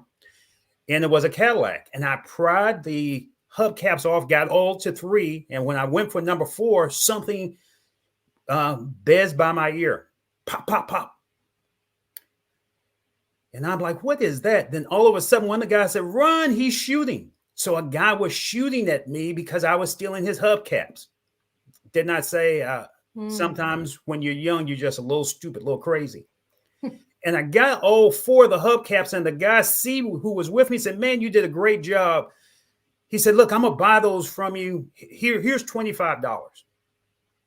And Shelley, I poked my chest out, went to work that night, and Mr. Plus said, man, where you been? I've been calling you, come in early. I said, man, I was busy. He said, young man, where have you been? I said, look, I would made some extra money, and I put the $25 on the counter. And he said, how'd you get that? And I said, well, me and some guys, he said, look, don't tell me. They used to call me Mosquito. Now, I want you to think about that. They used to call me Mosquito because I was the smallest, but also I didn't have any value and I didn't know the value of myself. And he said, young man, let me ask you something. Is your life worth $25? Wow. Here's my point, and here's why I tell that story. We have to ask, what is our life worth? And how are we looking at ourselves? Because I lived up to that word of mosquito, didn't have any value in myself, didn't really know where I was going. A mosquito, you just slap him and you kill him. Didn't have any value, didn't know where I was going. I didn't have any self-pride. You have to ask yourself, what's the value do you place on you? See, I tend to ask my clients a lot of times, say, what's your value? And they will give me a monetary value. And I said, no, that's not the question. The answer is you are priceless. Now, are you living up to being priceless? But here's the next thing. Mr. Plush fed into me because he could see something in me that I couldn't see in myself. Remember I said earlier, get a power partner, because there are some people that can see in you what you can't see in yourself. You can't see the picture when you're in the frame. You can't see the real you when you are trying to just work on you. That's why you got to have people around you that can see more in you so they can stretch you and bring out the best in you. Here's the second person that made the difference in my life. For 8 to 10 years, I worked directly with Les Brown, the motivational speaker. And Les is a person that there are some people that accept being good. And he said, I don't accept being good. I want to bring out the greatness in you. Yes. There's a greatness in all of us that we need to work to bring out. And as you said earlier, you got to go through those growing pains. You got to go through that, getting out of your comfort zone. You got to go through getting this person of Wade Randolph out of your way so you can see the greater Wade Randolph that's in the way that can bring and make a difference in the world. Wow. Yeah, I just suck. That is so, if we're honest with ourselves, members of our community, okay, the truth is that a lot of us don't know what value we have because we see our lives wasted. And some of it is obviously things that we are contributing to ourselves. And there's some of it is just society and the culture that we're in. And so I was curious on your thoughts about what you thought even the state of leadership. What is that state of leadership right now? And what's changed regarding leadership you've seen within the last few years? There's a dramatic change. When in leadership, in any leader in a company or in the home, let your words be your bond. And people must be willing, if they give their words, if I tell you I'm going to meet you at a certain time, then keep your word. Not only to that person, keep your word to yourself. Because realistically, when you don't keep your word it's not affecting the person that you don't meet so much. It's affecting your psyche, because then you become a person that isn't grounded. You become a person that if you can't believe in you, then how do you expect someone else to believe you?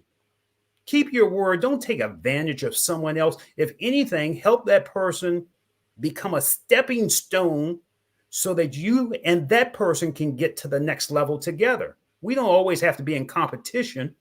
We must be willing to work with each other. So when I go up, I bring you up. How has leadership changed? We are no longer bringing each other up. We're stepping on each other in order to find our way.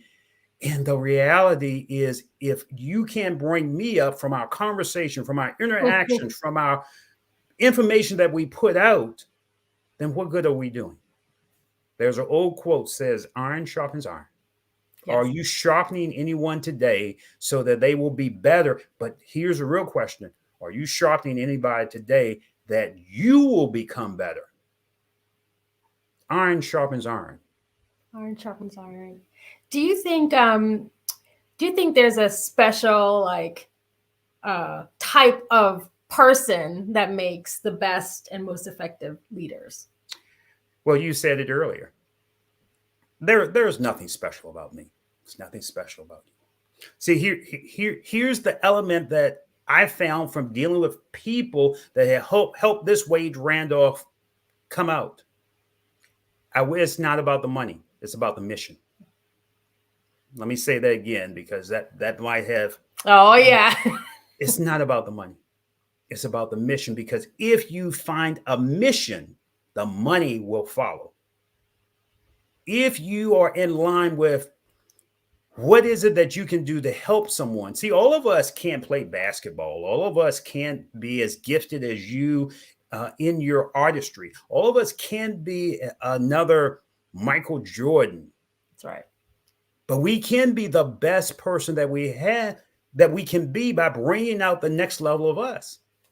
What's your mission? What is it that you're sick and tired of being sick and tired of?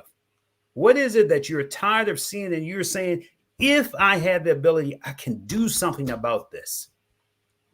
If I want to make an improvement in my home, then these are the things I can do. Sometimes you got to start small before you go big. No one wants to start small. They want instant success. Start small. I started with kids in school, talking about them how to communicate. I started talking to them about you don't have to live in the projects, that the people around you don't shape your life. You shape your own life. I started by talking with kids. And then some people said, why don't you start talking with adults?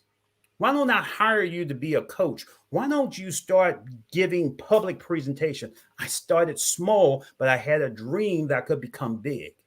Sometimes you got to be willing to take the steps to lead you from the small to the big things. A big shot is no more than a small shot that kept shooting. Wow. Let's just, y'all, soak that in for a second, okay? A big shot. Can you say that again? A big shot is no more than a small shot that kept shooting. He kept shooting at his goal. He kept coming back again and again and again. He saw that brick wall and said, if I can't get over it, I'll go under it. I'll go through it. I'll go around it, but there has to be a way.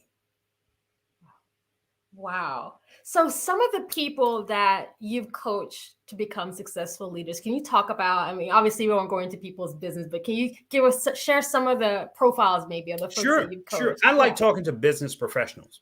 Okay.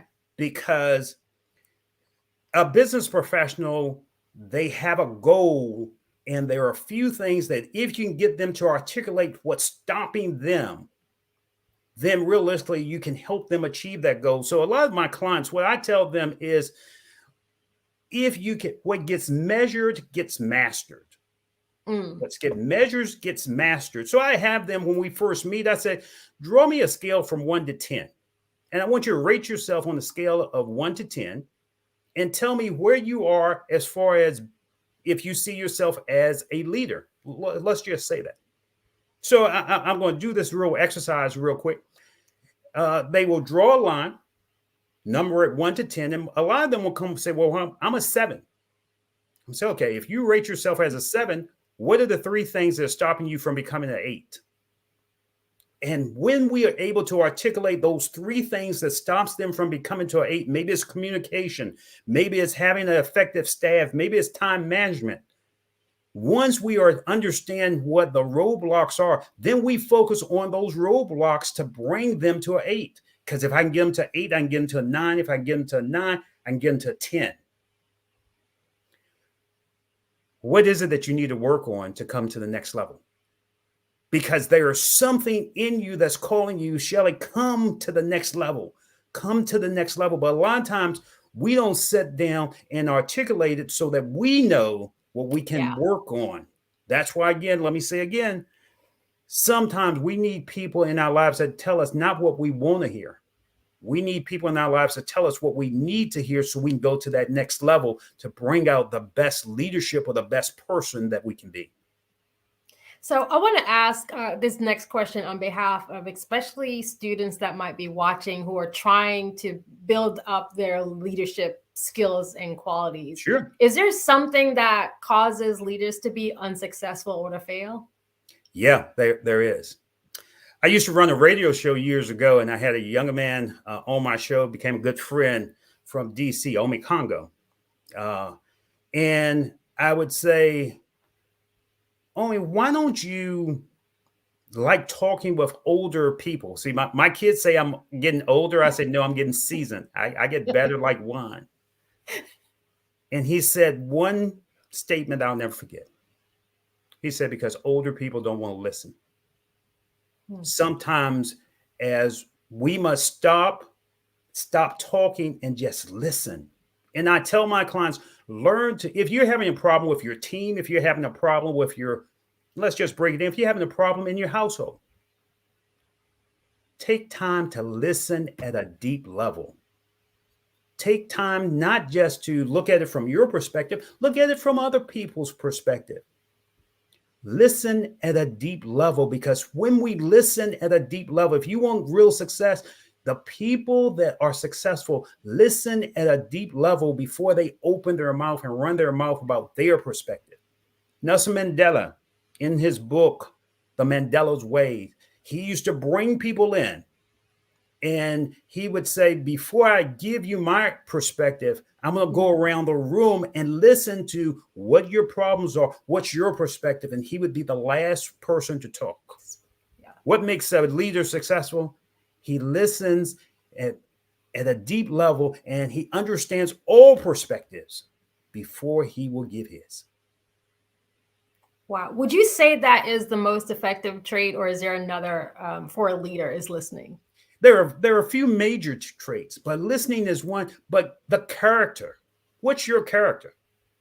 Are you just showing up and you're showing people who you are just to feel what their mindset are? Are you showing up as being the real Wade Randolph? Are you putting on a show? Yeah. Or are you being real? I used to have a client, and one of her tagline is, okay, let's just be real. And she used to just tell the people in her, let's just be real. I'm not talking about the title that you wear at work. You know, I go into different offices, I meet attorneys, I meet CEOs. No, I'm talking about, who are you? I had the pleasure some years ago of meeting Cicely Tyson. And when she walked in the room like a queen. And I asked her, I said, Miss Tyson, I've seen you on TV. What is it that gives you that breath of energy that makes you stand out and show that you're maybe on screen, but you make such a difference? I can almost feel like you're there next to me when you perform. She said, baby, I'm always looking to be authentic of who I am. That I'm always want to show the pride of the people that I came from. I always want to give my best. Are you giving your best? Are you showing the pride of the people that poured into you?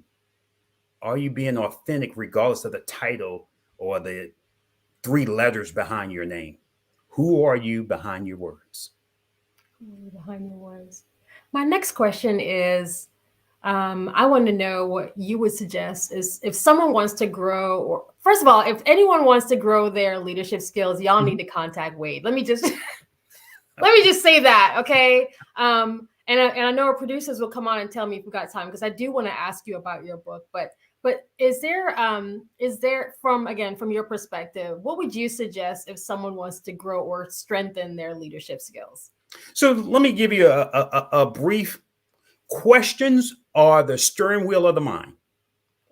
Ask yourself, don't let your mind run wild. Get away from that television. Ask yourself a better questions. Questions are the steering wheel of the mind. So here's why I tend to help my clients develop. We look at what's your mindset. 2 things will affect a person: mindset and skill set. Mindset and skill set. And first, what we work on is mindset. So here's why I train my clients to ask them a question. The number 1 question we always work on is, who are you being right now? Who are you being? Are you being the best Wade Randolph and Shelley that you can be in this moment right now, or are you being less than that? Remember, I said earlier, what gets measured gets mastered. So just take a moment and start asking yourself, who am I being right now? What do I want to be today to bring out the best in me? What is it I need to do to make a difference today to bring out the best in someone else? Questions are the steering wheel of the mind. If we start working on your mindset, then we can work on your skill set to bring you up instead of leaving you where you are. Does that answer your question? That definitely answers. And also, y'all need to get in touch with Wade. That is.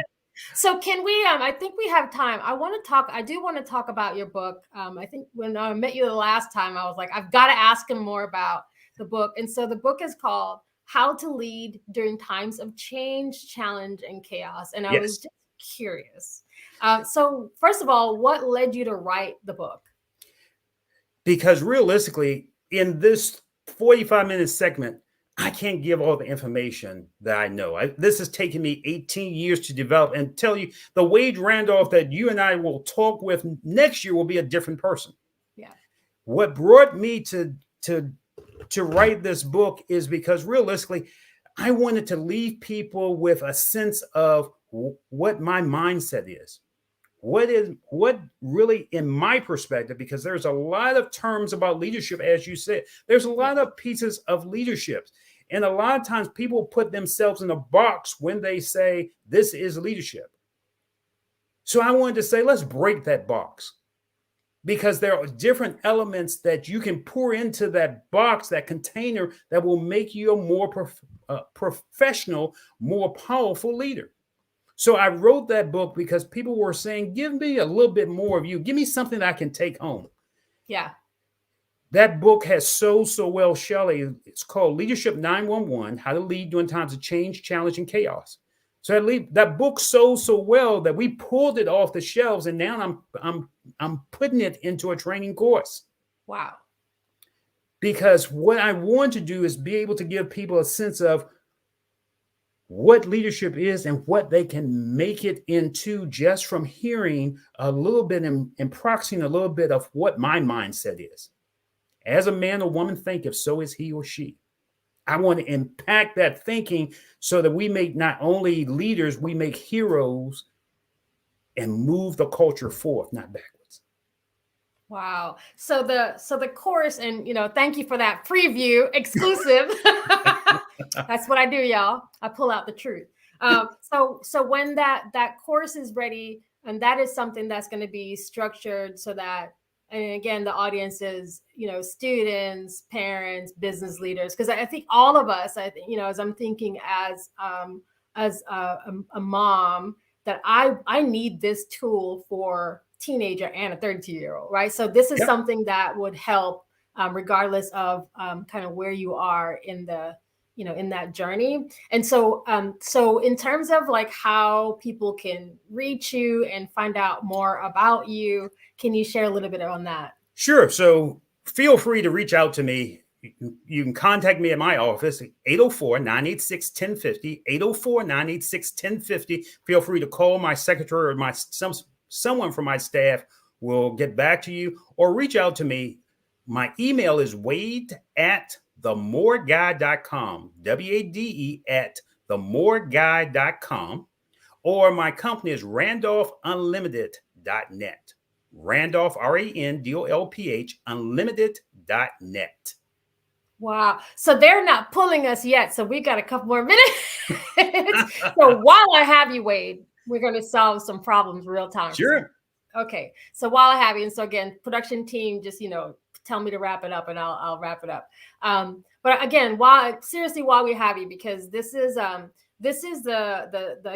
season where a lot of folks are trying to improve themselves. We're closing out the year. So for the folks who maybe started the year with those resolutions and they didn't make it, and they're trying to think about, how they approach maybe some of the losses and failures or things that didn't happen this year. Sure. Also thinking about people who have lost jobs recently, and you're trying to figure out, how do I transition to whatever that looks like for me next.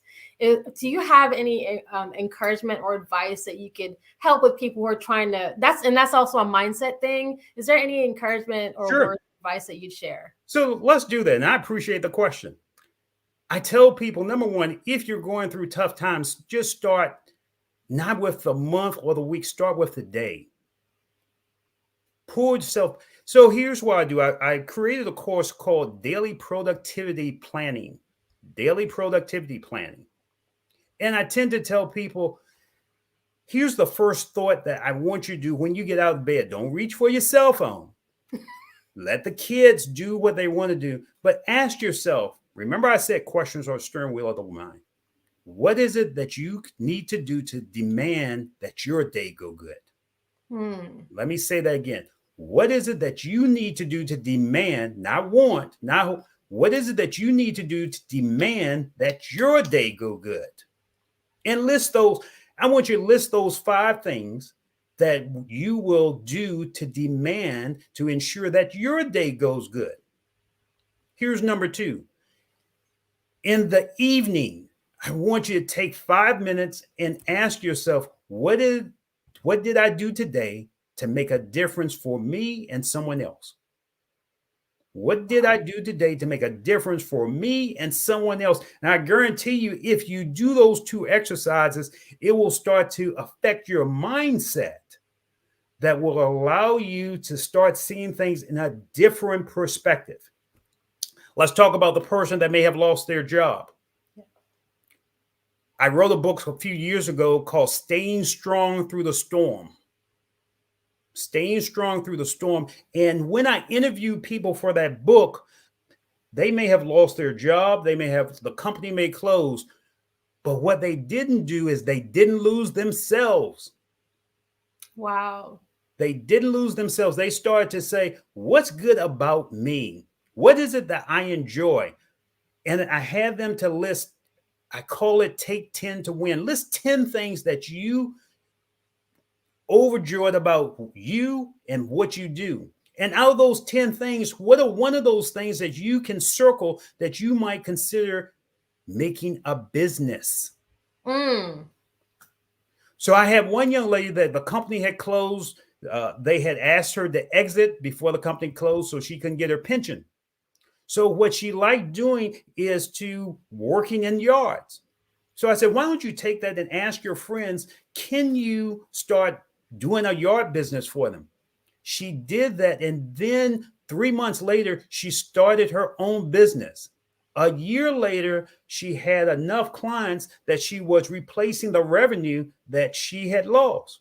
What is it that you like to do? What type of business can you start from what you like to do? And ask your friends to service them until you can build your own clientele. Wow. Remember, I said, as a man or woman thinketh, so is he or she. If you're in dark times, we've got to change your thinking so that we'll help you find the light.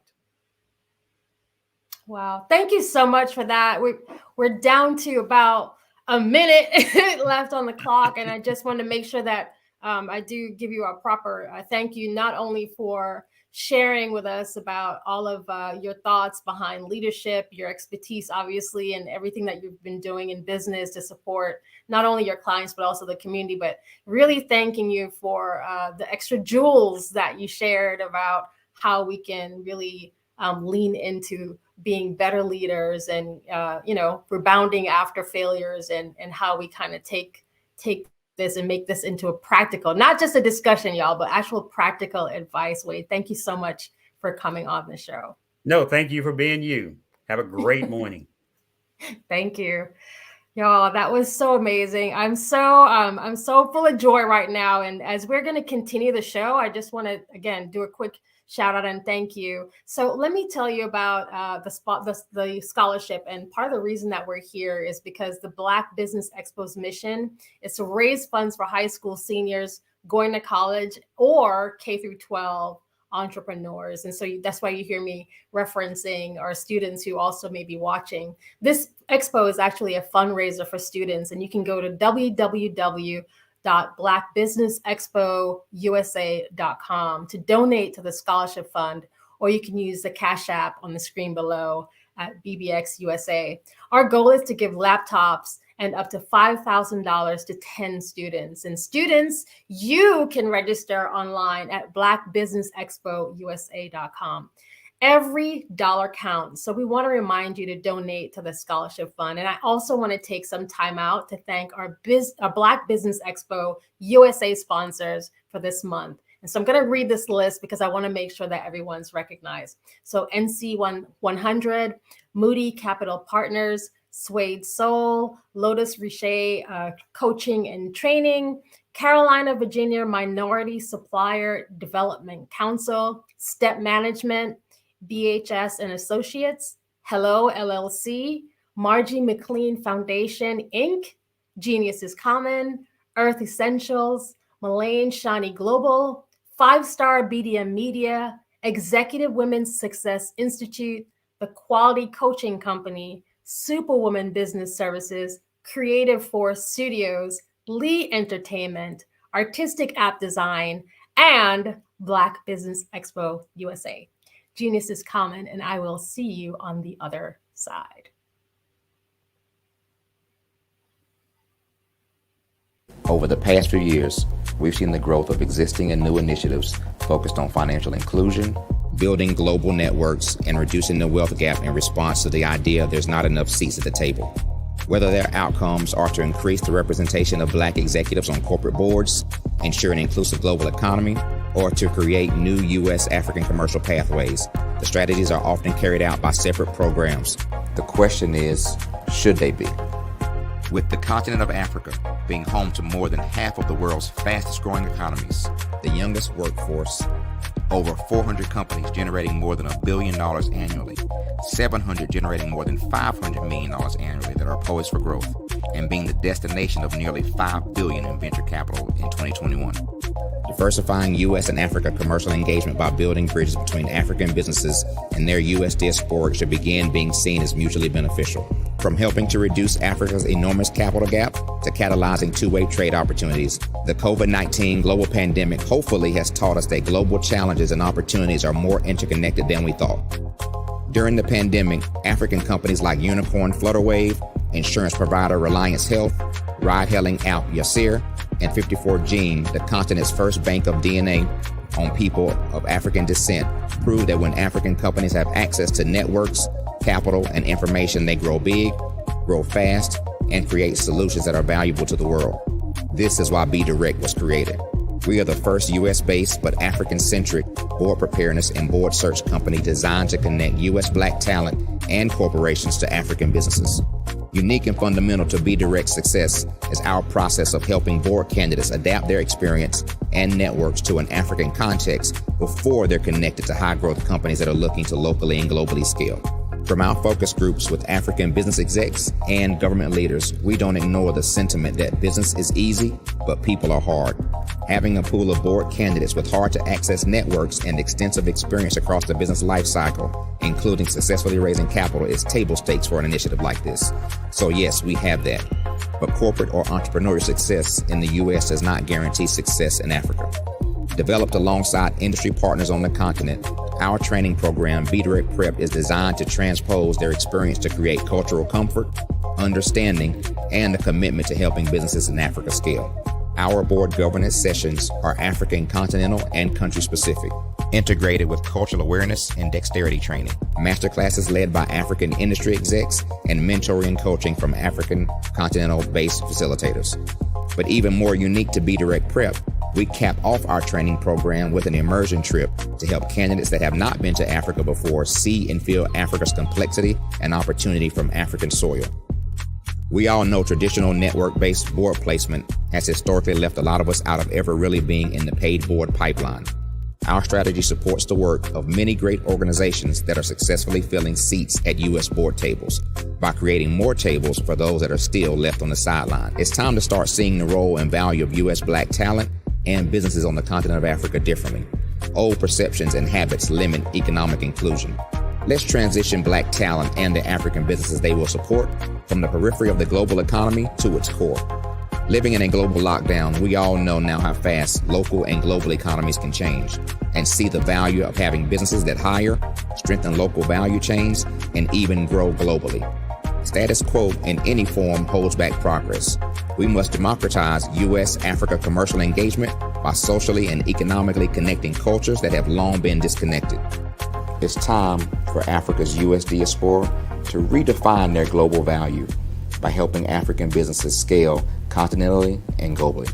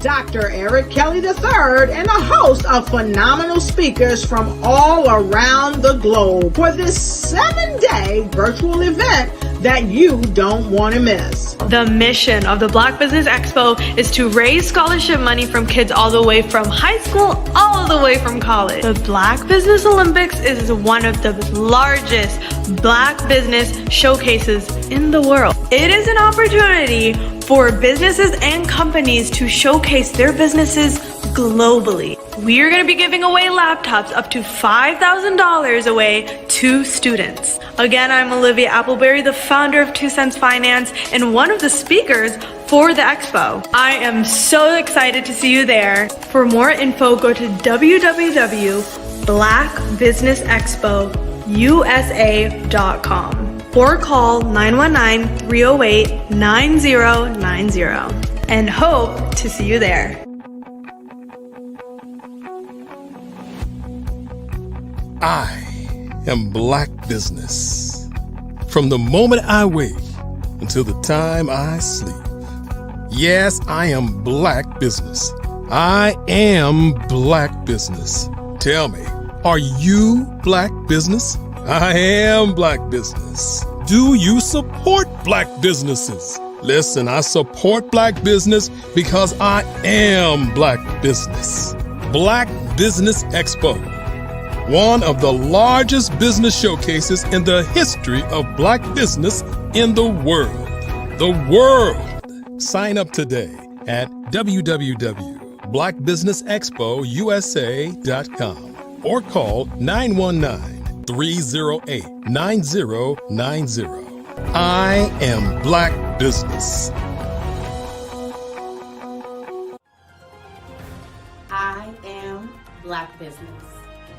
From the moment I wake until the time I sleep, I am Black business. I am Black business. Are you Black business? I am Black business. Do you support Black businesses? I support Black business because I am Black business.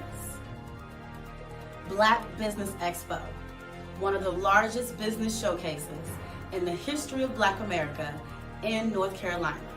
Sign up today at www.blackbusinessexpousa.com or call 919-380-9090. I am Black business. I am Black business. From the moment I wake until the time I sleep, I am Black business. I am Black business. Are you Black business? I am Black business. Do you support Black businesses? I support Black business because I am Black business. Black Business Expo, one of the largest business showcases in the history of Black America in North Carolina. Sign up today at www.blackbusinessexpousa.com or call 919-380-9090. I am Black business. I am Black business. From the moment I wake until the time I sleep, I am Black business. I am Black business. Are you Black business? I am Black business. Do you support Black businesses? I support Black business because I am Black business. Black Business Expo, one of the largest business showcases in the history of Black America in North Carolina. Sign up today at www.blackbusinessexpousa.com or call 919-380-9090. I am Black business. I am Black business.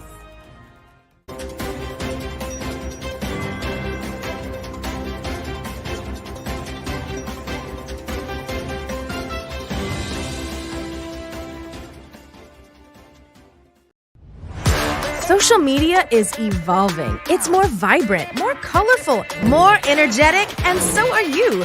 It's not just photos anymore. It's video, it's audio, it's subscriptions. And now there's Fanbase, a new monetized social network. Fanbase delivers the complete native app experience with full content monetization for every user. No algorithms that shadow ban your engagement or growth, and no ads.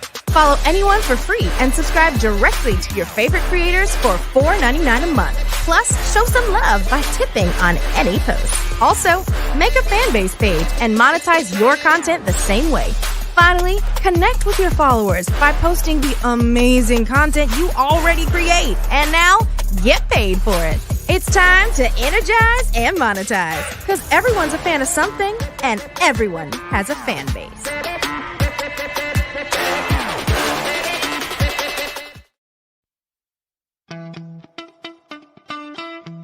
How many times have you been asked to help someone you didn't even know? A student, a business entrepreneur? Or did you ever even ask, where did they end up? That business, that friend, that entrepreneur.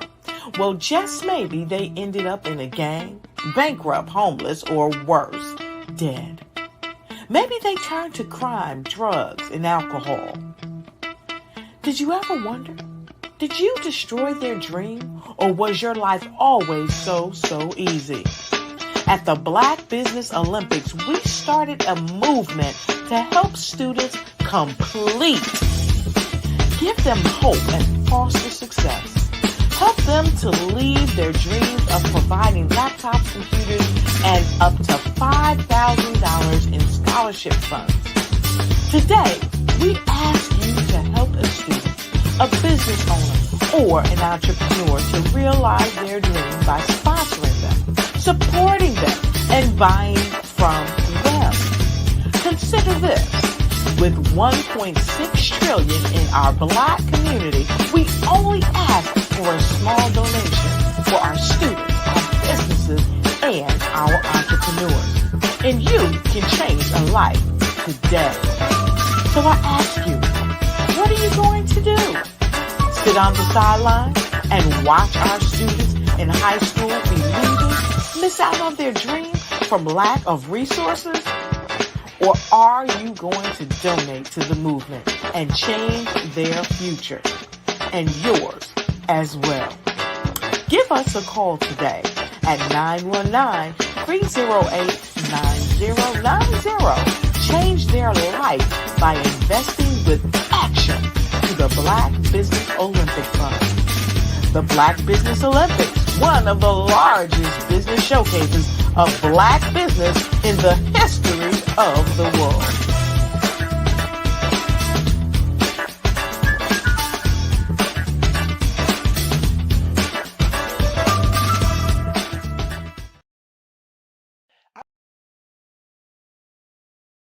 I'd like you to imagine with me, if you will, opening an app where you can collaborate with like-minded individuals from around the world, get inspiration and in-app tools to launch and grow your business, as well as share your knowledge and earn compensation, all in one app.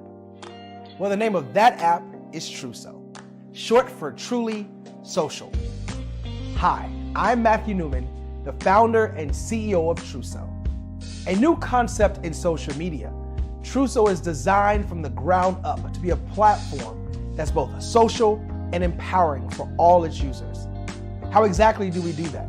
I'm glad you asked. First, Truso brings the world together via video. Psychologists assert that video provides a significantly more effective connection than audio only. When you enter a community on Truso, you're face to face. Second, on Truso, you don't have to have 1 million followers to monetize. Our business model allows all hosts and moderators to monetize, no matter the size of your following, by 1, producing fee-based content, and 2, inviting others to join the platform as subscribers. Even more, Truso has an in-app resource library with over 100 free resources, forms, and documents to help you build your brand and grow your business. Third, Truso is inclusive. The deaf and hard of hearing communities make up 360 million people worldwide. Unlike audio-only apps, Truso embraces its community, providing a networking platform that allows them to participate via video and closed caption. We even have a deaf and hard of hearing foundation in the works as well. Fourth, Truso is both social and safe. We refer to Truso as a virtual extension of the beauty shop, barbershop, and brainchild of the community. A place where there's laughter, along with wisdom, growth-oriented conversation, and genuine connections in a safe space. Truso even has proprietary security to ensure we maintain a safe environment for everyone. Where are we at now? Truso is live, y'all. We've launched in beta, and we're acquiring users daily. We have an incredible development and marketing team, plus amazing celebrity influencers at the table, helping us spread the word around the globe, beginning within the African diaspora and beyond by creating a safe space for growth, connection, and collaboration. We're truly excited about Truso. We've created something special for which there is a global market. And we invite you to embark on this journey with us as a shareholder. The future for Truso is truly bright. Join us and let's go there together.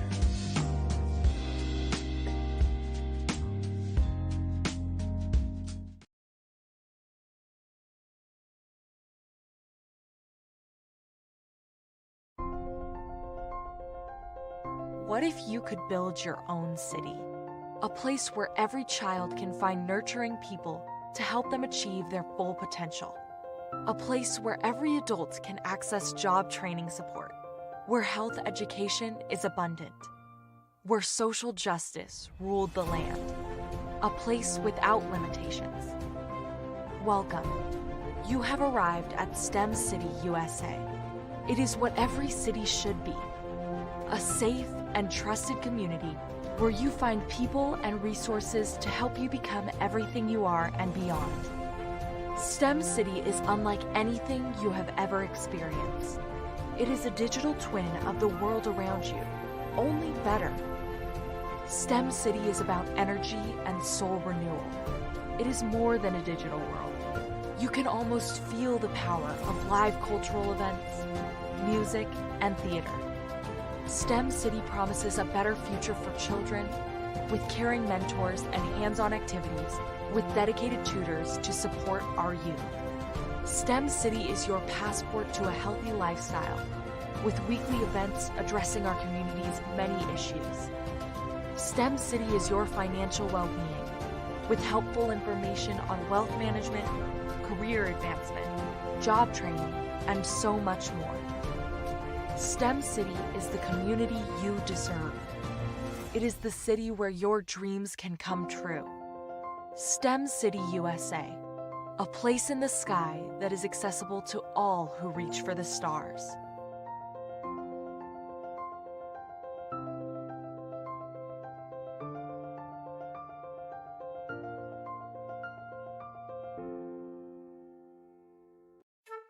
This is Dr. Arnold T. Petsworth. He's the owner. This is Dr. Arnold T. Petsworth. He's the owner of Petsworth Vet World, a veterinary clinic in Hopton, Connecticut. His patients include dog, cat, frog, fish, Goldie, dog, and this alpaca. Due to doctor-patient confidentiality, we can't tell you their names. Business at Vet World was steady, and then quarantine hit. Neighbors brought new four-legged friends into their homes. Bunnies. Bunnies everywhere. Dr. Petsworth welcomed these new patients with open arms. The only problem? There were more appointments than he could manage. That's when Dr. Petsworth turned to his American Express business card, which offers spending potential that's built for his changing business needs. He decided to hire a new assistant, Julio, and with spending power built for business purchases, he used his card to furnish a new exam room. Together, Dr. Petsworth, Julio, and American Express Business made sure all the pets of Hopton got the love and care they deserve. And everyone was happy. Get the card built for business by American Express.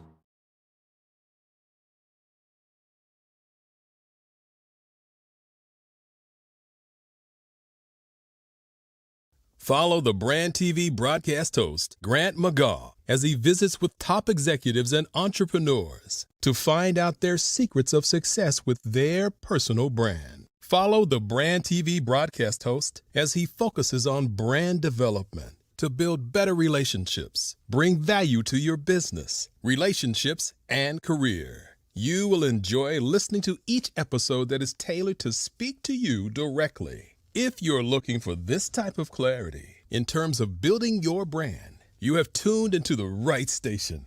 Each episode will help you to shape a conversation in the 5-star BDM network of 20,000 professionals and become a springboard for your corporate engagement and business opportunities. Each guest will frame their story in the areas of personal branding, business development, career development, financial empowerment, and technology innovation. Grant McGaugh explains why he is the CEO and owner of his own professional career. Grant is an accomplished business leader and entrepreneur who wants to give back to individuals to grow their personal brand strategy. Tune in as he weaves his story about new possibilities, while to you exceed expectations. If you love storytelling, this show will make for fun.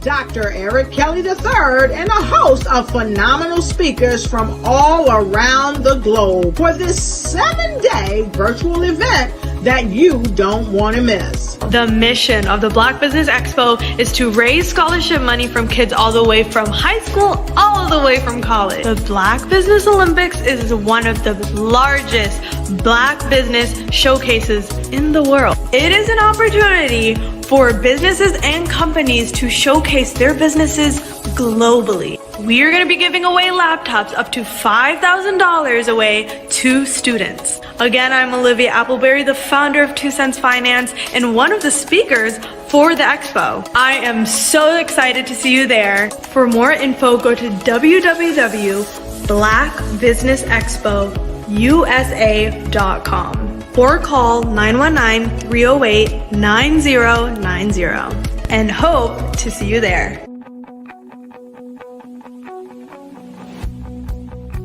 I am Black business. From the moment I wake until the time I sleep. Yes, I am Black business. I am Black business. Tell me, are you Black business? I am Black business. Do you support Black businesses? Listen, I support Black business because I am Black business. Black Business Expo, one of the largest business showcases in the history of Black business in the world. The world. Sign up today at www.blackbusiness. What if you could build your own city? A place where every child can find nurturing people to help them achieve their full potential. A place where every adult can access job training support. Where health education is abundant. Where social justice ruled the land. A place without limitations. Welcome. You have arrived at STEM City, USA. It is what every city should be. A safe and trusted community where you find people and resources to help you become everything you are and beyond. STEM City is unlike anything you have ever experienced. It is a digital twin of the world around you, only better. STEM City is about energy and soul renewal. It is more than a digital world. You can almost feel the power of live cultural events, music, and theater. STEM City promises a better future for children with caring mentors and hands-on activities with dedicated tutors to support our youth. STEM City is your passport to a healthy lifestyle with weekly events addressing our community's many issues. STEM City is your financial well-being with helpful information on wealth management, career advancement, job training, and so much more. STEM City is the community you deserve. It is the city where your dreams can come true. STEM City USA, a place in the sky that is accessible to all who reach for the stars.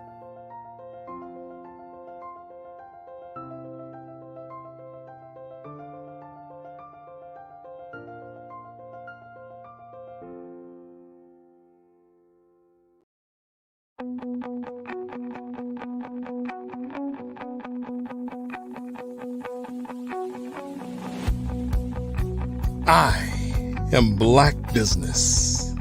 From the moment I wake until the time I sleep. Yes, I am Black business. I am Black business. Tell me, are you Black business? I am Black business. Do you support Black businesses? Listen, I support Black business because I am Black business.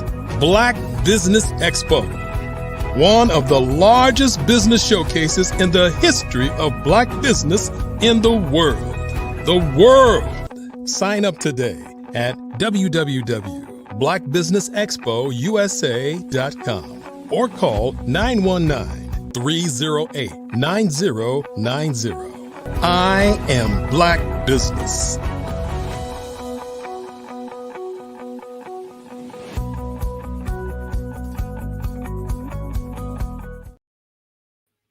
Good morning. Welcome back, business owners, entrepreneurs, thought leaders, and corporations. This is the Black Business Network. My name is Shelly Jeffcoat, also known as Mrs. Pie, and I'm your business moderator for this morning on the Black Business Network. The Black Business Network is a 24-hour business network that showcases talent, Black businesses, business owners, entrepreneurs, and thought leaders worldwide. We have speakers chiming in from cities all across the United States, London, Singapore, Africa, and Japan. And you should know that the Black Business Network is a global community sharing its business knowledge to empower, inspire, and educate businesses about business. I'm really excited that our next speaker that's joining our show is one and only Dr. Barbara Wright. She is a pioneer in grant writing, and I'm so excited to hear more about all and everything that she has to say on this particular subject.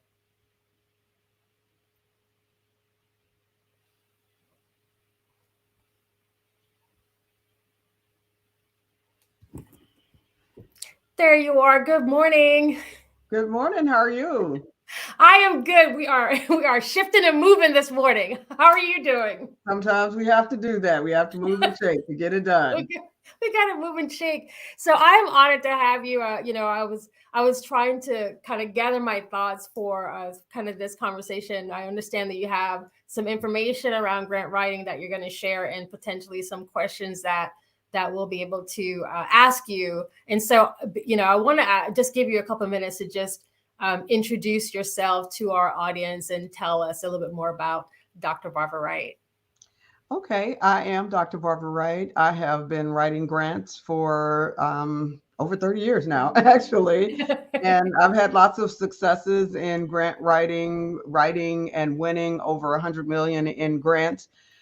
Two of my grant writing success organizations have been Housing Authority of Kansas City and Kansas City Public Schools, although we've written for churches, we've written for organizations and all different types of people. But I wrote specifically for Kansas City Public Schools for 4 years and was able to do lots of funding, help change a lot of lives. And grant writing can change a lot of lives for organizations and for those people that they serve. My slogan is that I help manifest millions for missions who are providing miracles to many. Please repeat that so that all of us can capture that. So repeat your slogan. Okay, that slogan is my 10 seconds, my 10-second elevator speech, which all of us need. So yes. I help manifest millions for missions who provide miracles to many.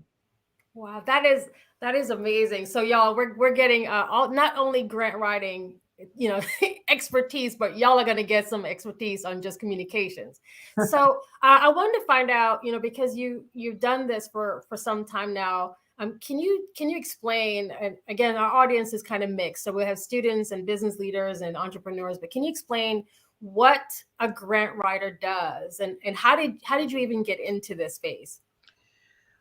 Basically, I got into this space because I was hired by an organization, a major organization, that gave me responsibility for 756 youth and 5 family development activities and programs and projects with no money.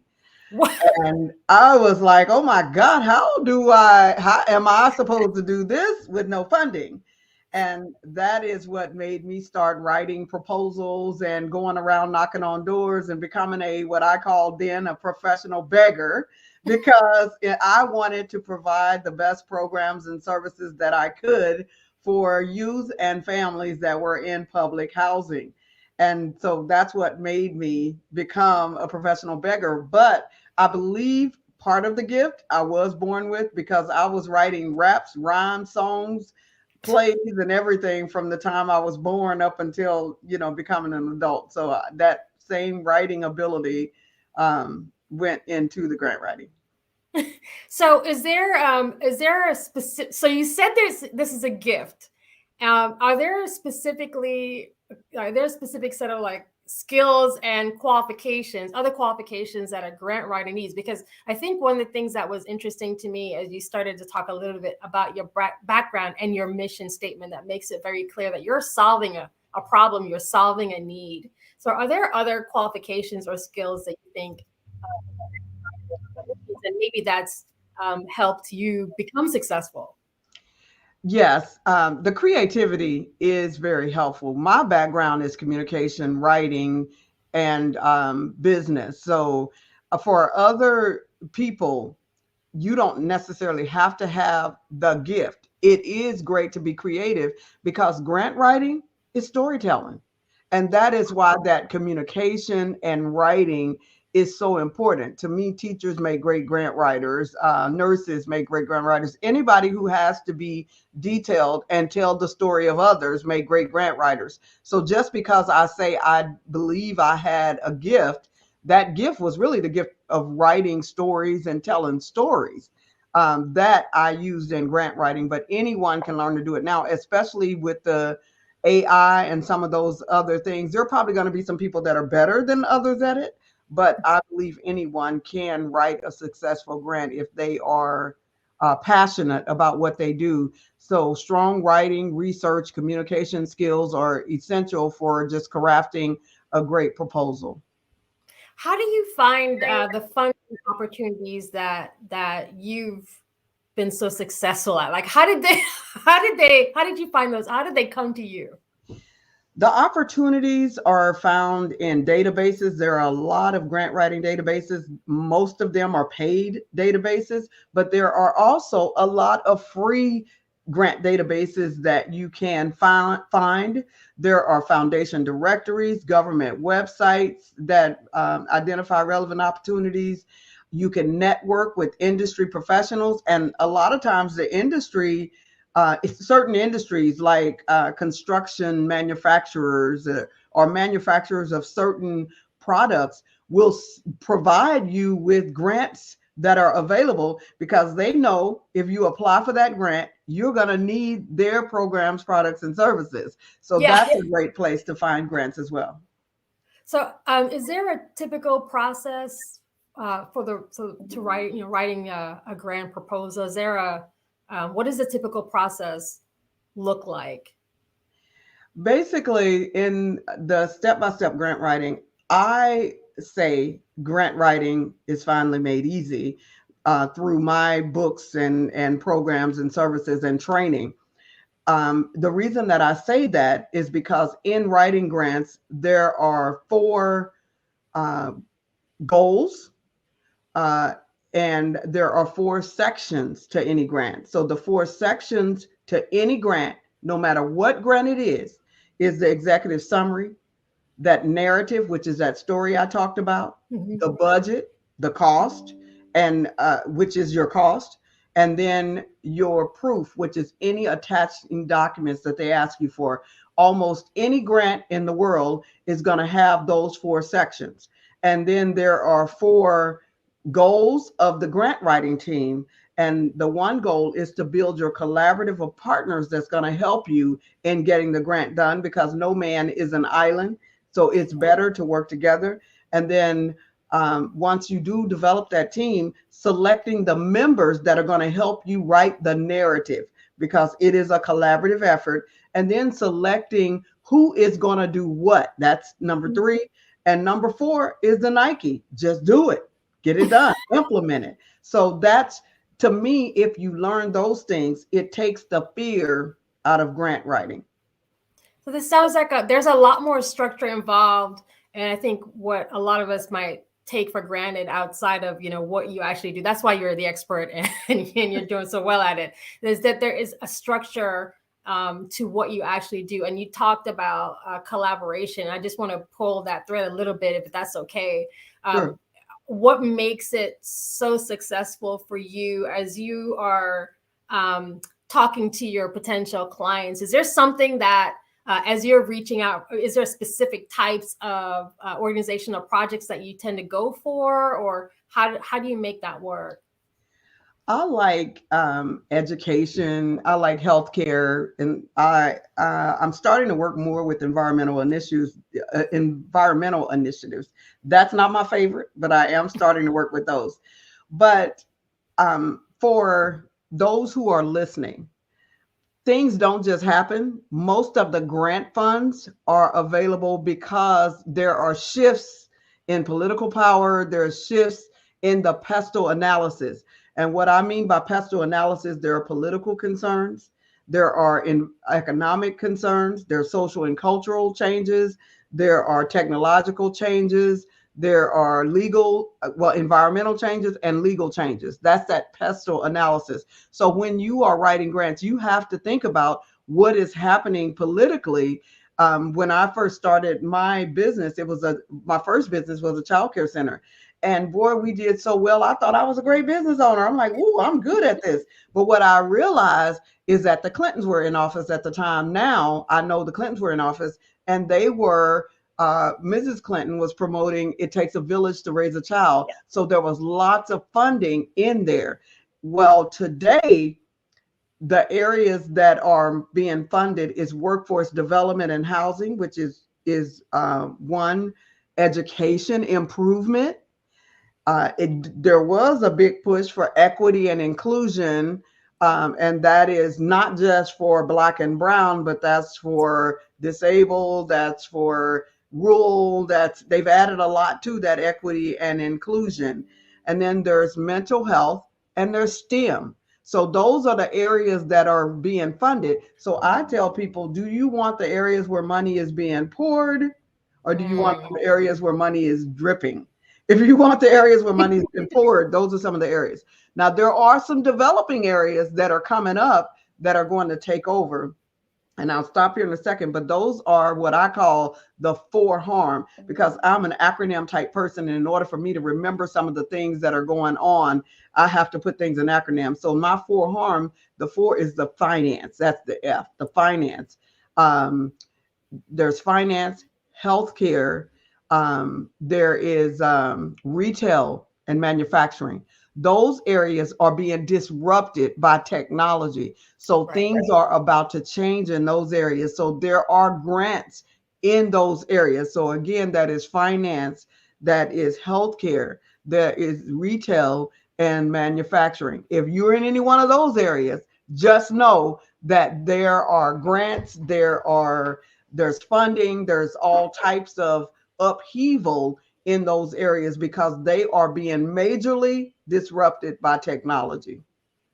Can we touch a little bit on some of these changes that you mentioned AI at the top, and so in terms of the technology advancements that are happening, and then also the legislation changes, and I wanted to ask you about how you stay, I don't even want to say current because you can't be current because things are always changing, but how do you, how are you pivoting to those technological changes with AI? And then my second question is, how are you staying on top of all of these legislative changes? By the way, for those of y'all who are listening, this is why she's an expert, and I'm asking her questions that maybe she's the only one that can answer. So how do you manage those two things? I like the way you're asking the question because you are asking it for me, because I can't say for anybody else. I can only speak for Dr. Wright. But the way I do it, I'll share one of my major secrets, and that is that I read strategic plans. I don't want to hear what you have to say.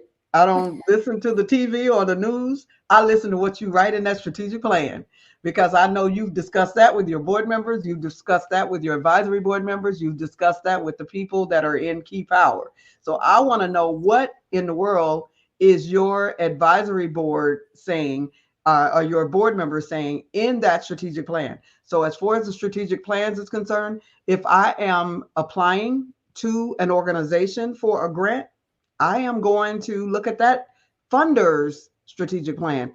If I am looking to do something in the United States, I'm looking at the United States strategic plan. If I'm doing something in Missouri, Kansas, Alabama, Oklahoma, I'm going to look at the strategic plan for Alabama, Oklahoma, or even my local area. Not only am I going to look at the U.S. strategic plan, I'm going to look at the United Nations strategic plan, because it seems like whatever they do in the UK, we're coming right behind them in 10 years. And so I'm also looking at the United Nations Development Plan, because they have 17 strategic strategies that they're doing, and we are part of that. So they're, by 2030, they want to eliminate poverty. They have 17 things that they want to do. So I follow strategic plans, in the short answer.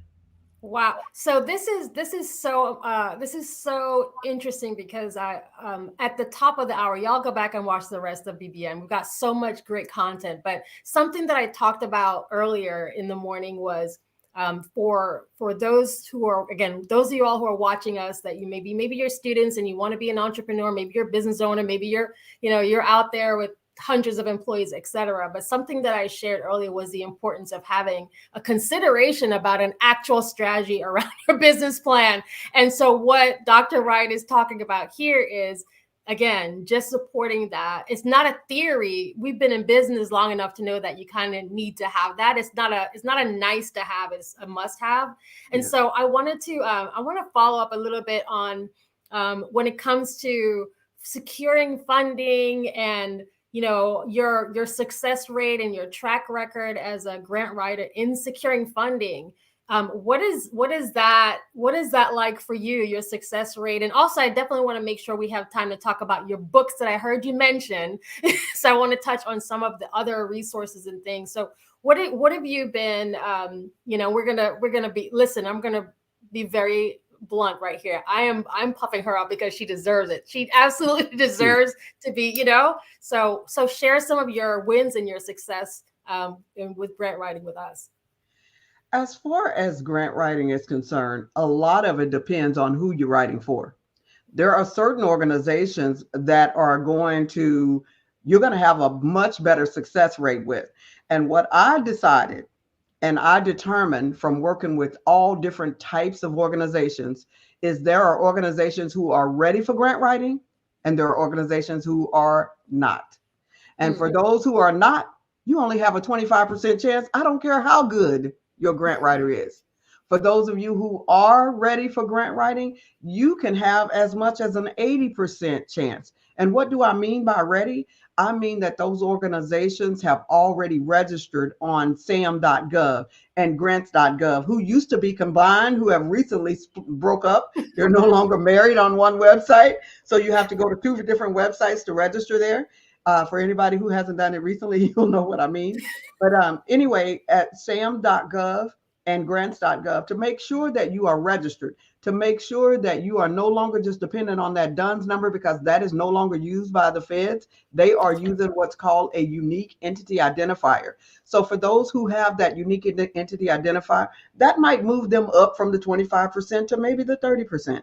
What moves you up higher is the fact that you are established and you have already been doing some things. Your name is out there. A person can find your name. If they Google your organizational name, they can find your name out there. They can find you on social media. You have already developed a brand. So that starts to move you up maybe to the 40% range. But what moves you way up is that you have been funded before.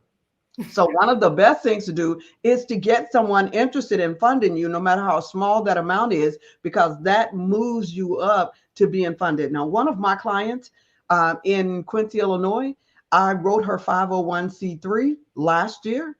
And last year, by the end of the year, she was already funded. Wow. Because, it takes time for them to get the 501c3. And she was funded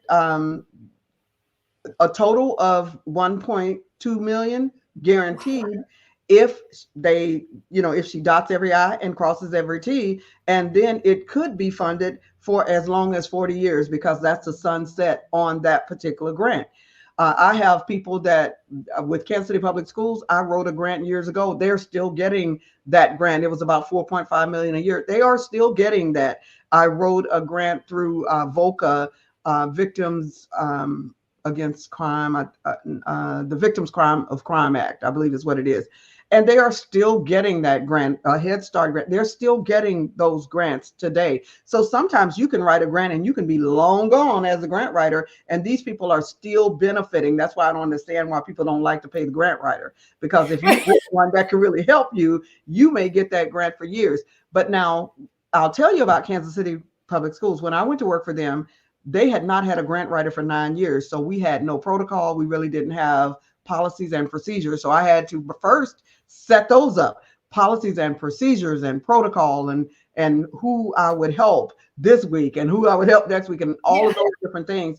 And then we didn't have the greatest name, honestly, because we did not have our accreditation. We had 4 social workers for 16,000 students. We had all kinds of issues. So it was rectifying some of those things, and it was putting a face with the name and taking Kansas City out there and turning us into something that we weren't, to where people would start to fund us. One guy told me, we haven't funded you. This is a major national organization. If I called their name, you'd know it. So we haven't funded you in 30 years and we're not about to start, and after I got through massaging and loving on them, they only get $1 grant a year. They gave us 3 grants in 1 year. 2 of them I asked for and gave us an extra one to build capacity.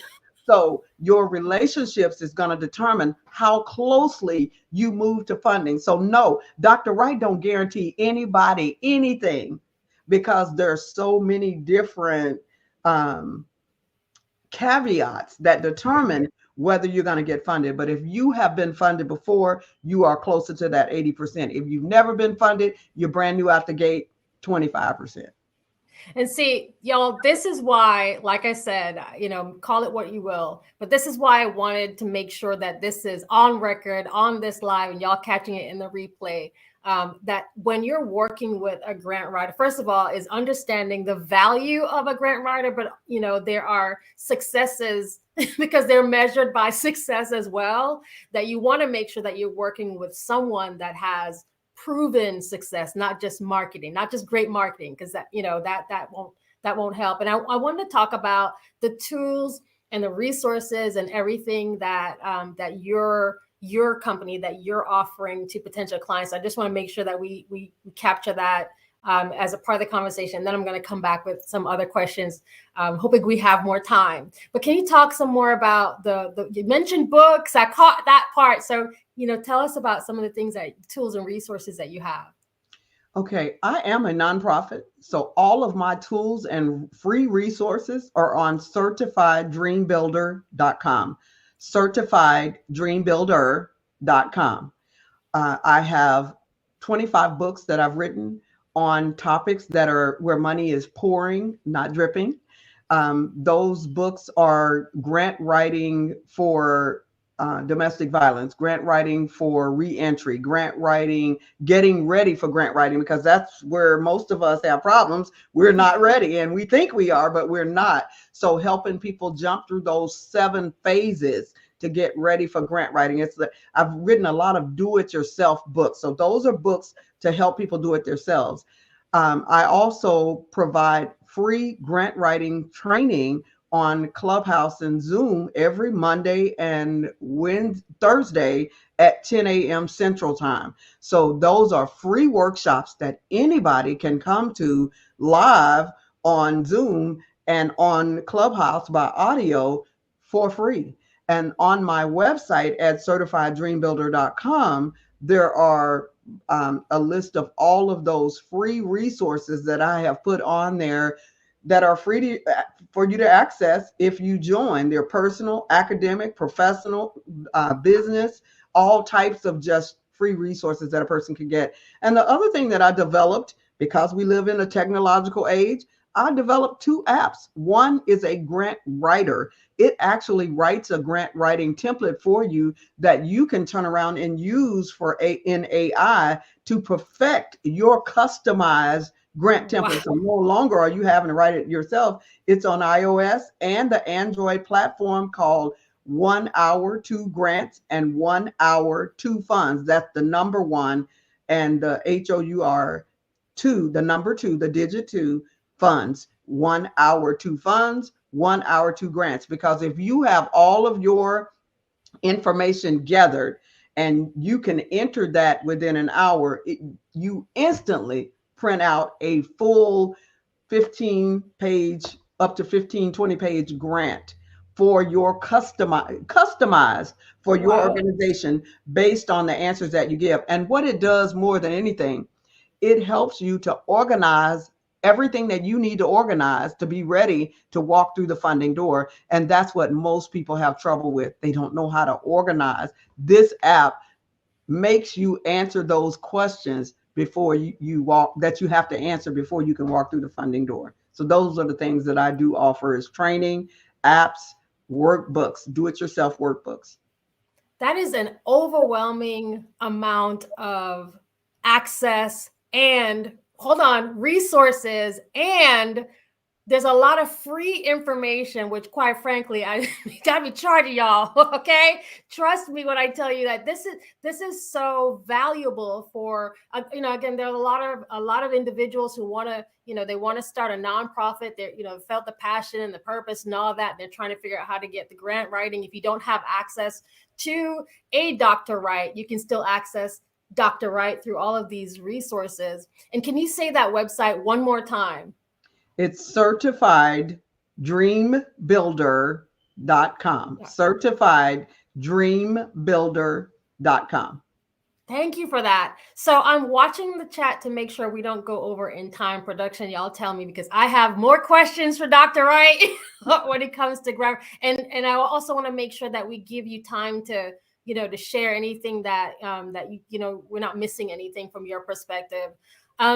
So I wanted to find out about, you mentioned we're talking a little bit about understanding, grant writing, not just from a US perspective, but the fact is that you have your eyes and ears to what's happening in other locations, UK, etc. And you talked about some of the things that happen in the UK and how it impacts the US. And so I wanted to find out how, or if you work with organizations in different geographical locations, because obviously we are a global program today. And so how, do you work with folks outside the US, and how is that process? Is it different from what you do in the US? And can you just talk to that? There are lots of regulatory requirements internationally. We have our embassies. We have all of these different regulatory requirements that they have to jump through.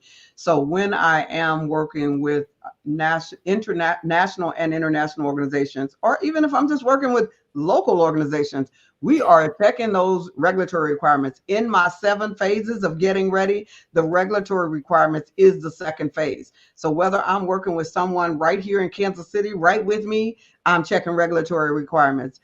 Or whether I'm working with someone nationally or internationally. I met with 19 African countries. It was one of the best days of my life. When they brought on the music, and I was just like, I felt like I was just right at home. It was, I felt like I was right at home because it was just so amazing. And what I find is people are people, and some of the same games that we play in the US, they play them everywhere. So you have to be definitely aware of what's going on in your territory. And what I do is make sure that I become so well versed on whatever that area is that I'm working in that I can probably tell you some of the things and some of the statistics that's going on in your area, because there are stats for everything under the sun. So I can look at the statistics to tell me what is going on. And I know that statistics lie. So I look at a variety of statistics to kind of give me an idea. And I look at websites like worldometers.info, which gives you up to the minute number of births and number of deaths and how many computers are selling and emails. And it gives you lots of information. And so I make interpretations based on what I read a lot of times in those statistics, because I call myself the business prophet. I'm not just dependent on myself. I'm dependent on, some outside influences to help me in determining what those statistics mean. I'm praying on answers. Right, exactly. I love that. So this, and again, I just want to make sure we have that out on record, because we have folks that are watching across the world. So the short answer is yes, for real, and y'all need to get in touch with Dr. Wright.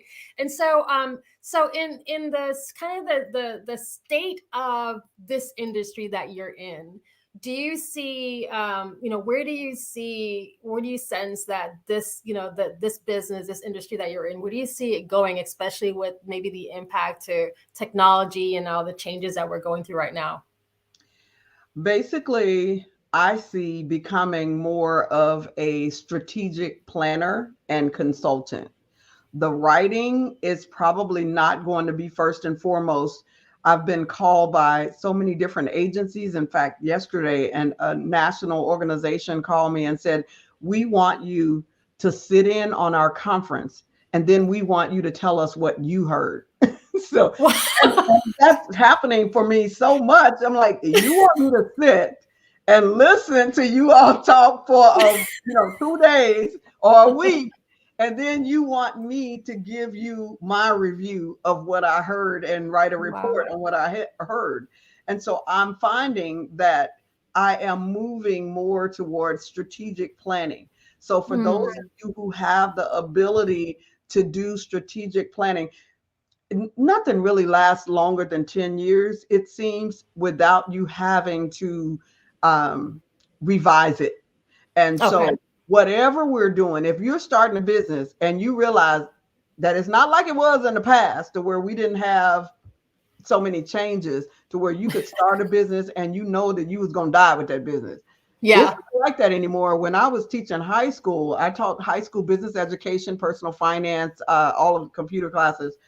I told my students that I had read a statistic saying that they were going to change jobs 35 times before they moved here. 35 times. And now you almost see it. Either they're changing jobs, they're changing businesses, or they're having to create a business because they've lost their jobs over and over and over again. I didn't quite understand where that statistic was coming from at the time, but I definitely understand it now. So what we have to do is be ready for those changes. So as far as what I see for grant writers, because AI can, if you know how to coin the prompt, AI can write a decent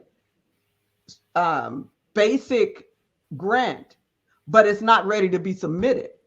That's right. After you write it, you still have to go in there and you have to know, like for somebody like me, it's a blessing, because sometimes we would get writer's block. Well, now there's no such thing as writer's block, but it also means that I don't need as many people as I used to. Or before, I was paying $50 to $100 an hour to try to get someone with the right credential to help me. Well, now, being that we have AI, all I have to do is give them the prompts. I need you to put this prompt in, this prompt in, this prompt in, and then the AI gives me something, and then I can revise what I have. So therefore, great grant writers, I get calls every day. I'll turn people down daily that get my number. And I always tell people, do not give my number to anybody.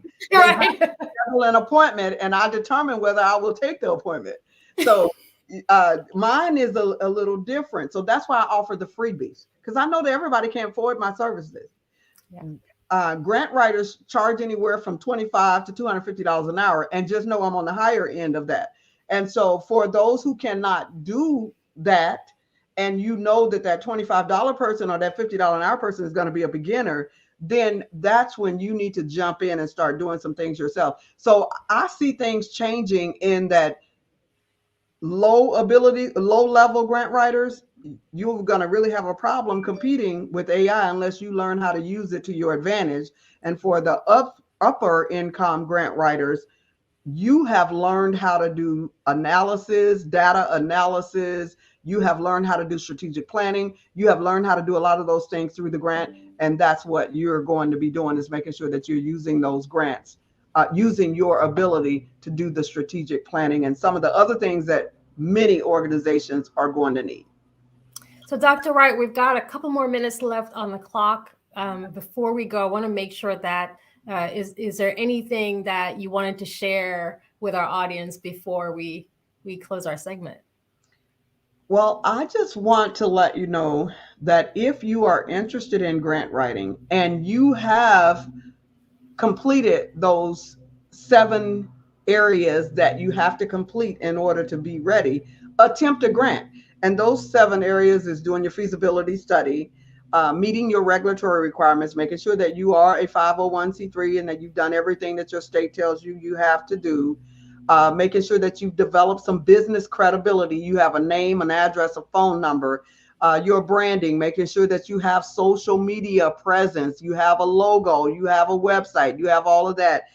Number 5 is making sure that you have some partners, that you are developing these partnerships. 6, that you have the 3 types of budgets that you need, which is your organizational budget, your project budget, and your strategic planning budget, which projects out 5 years. And number 7, that you have trained your team. If you have done those things and you are ready, go ahead and make some attempts at grant writing. The only answers that you're going to get, and this is the last thing, the only answers that you're going to get is yes, no, or maybe later.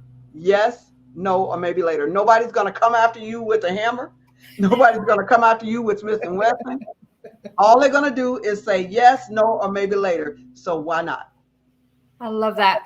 Thank you so much for your time today. Thank you so much for coming on and obviously sharing your expertise, sharing the tools and resources, sharing all of the guidance. And I love that you also gave us a kind of a forecast of where the industry is going. This was so helpful.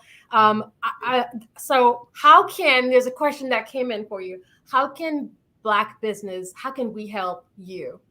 How can we support you? Oh, that's beautiful.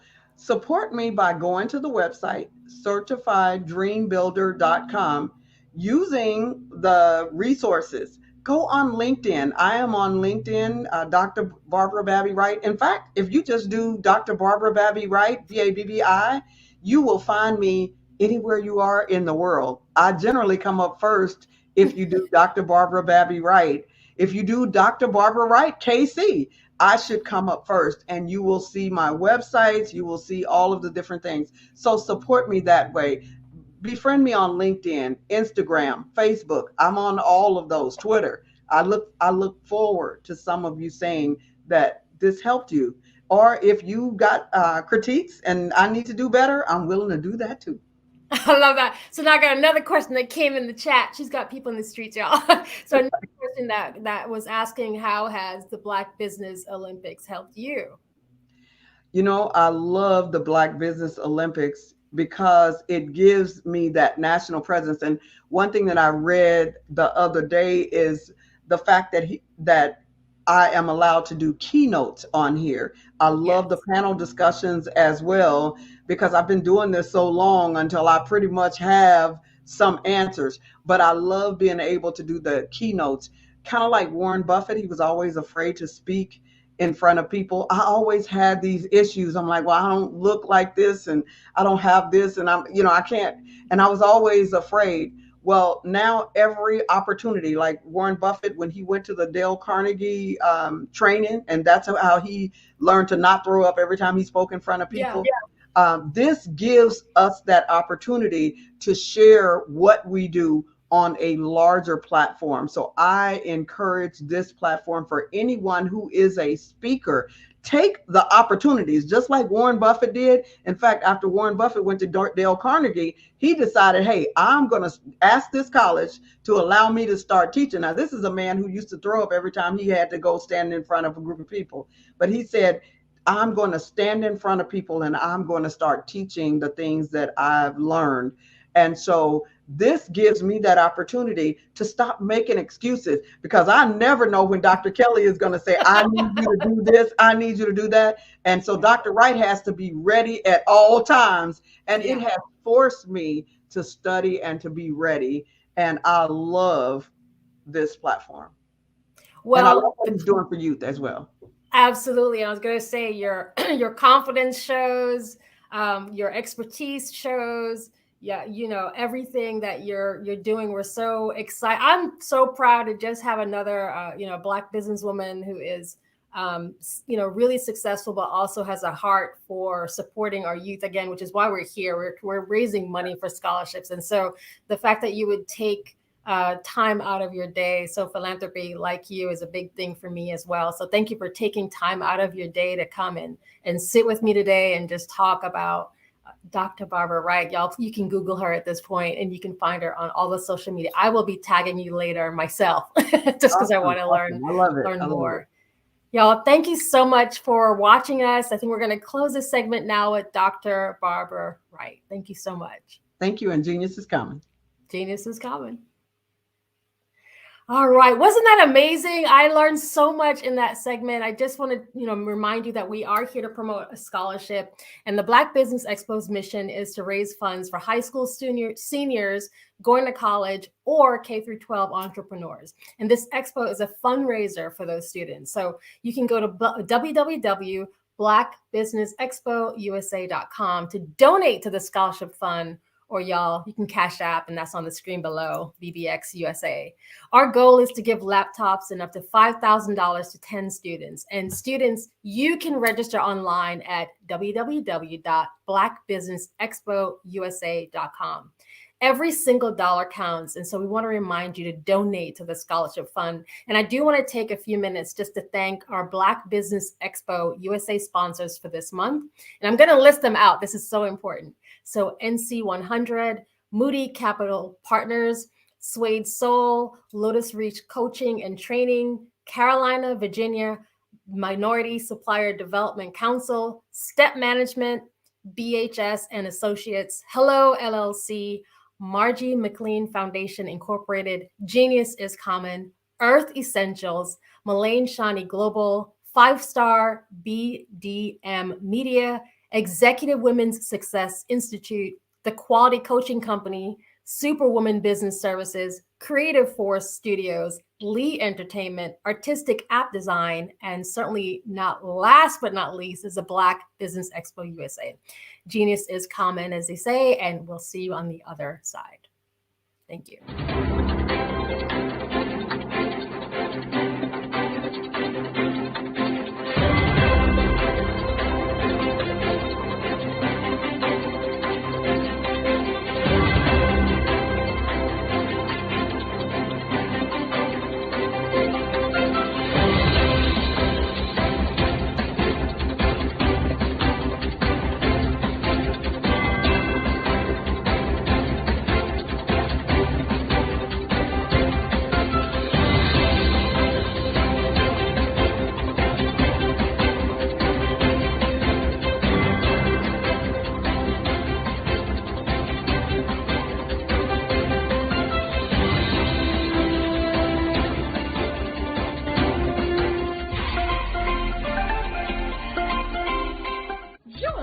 Dr. Eric Kelly III and a host of phenomenal speakers from all around the globe for this 7-day virtual event that you don't want to miss.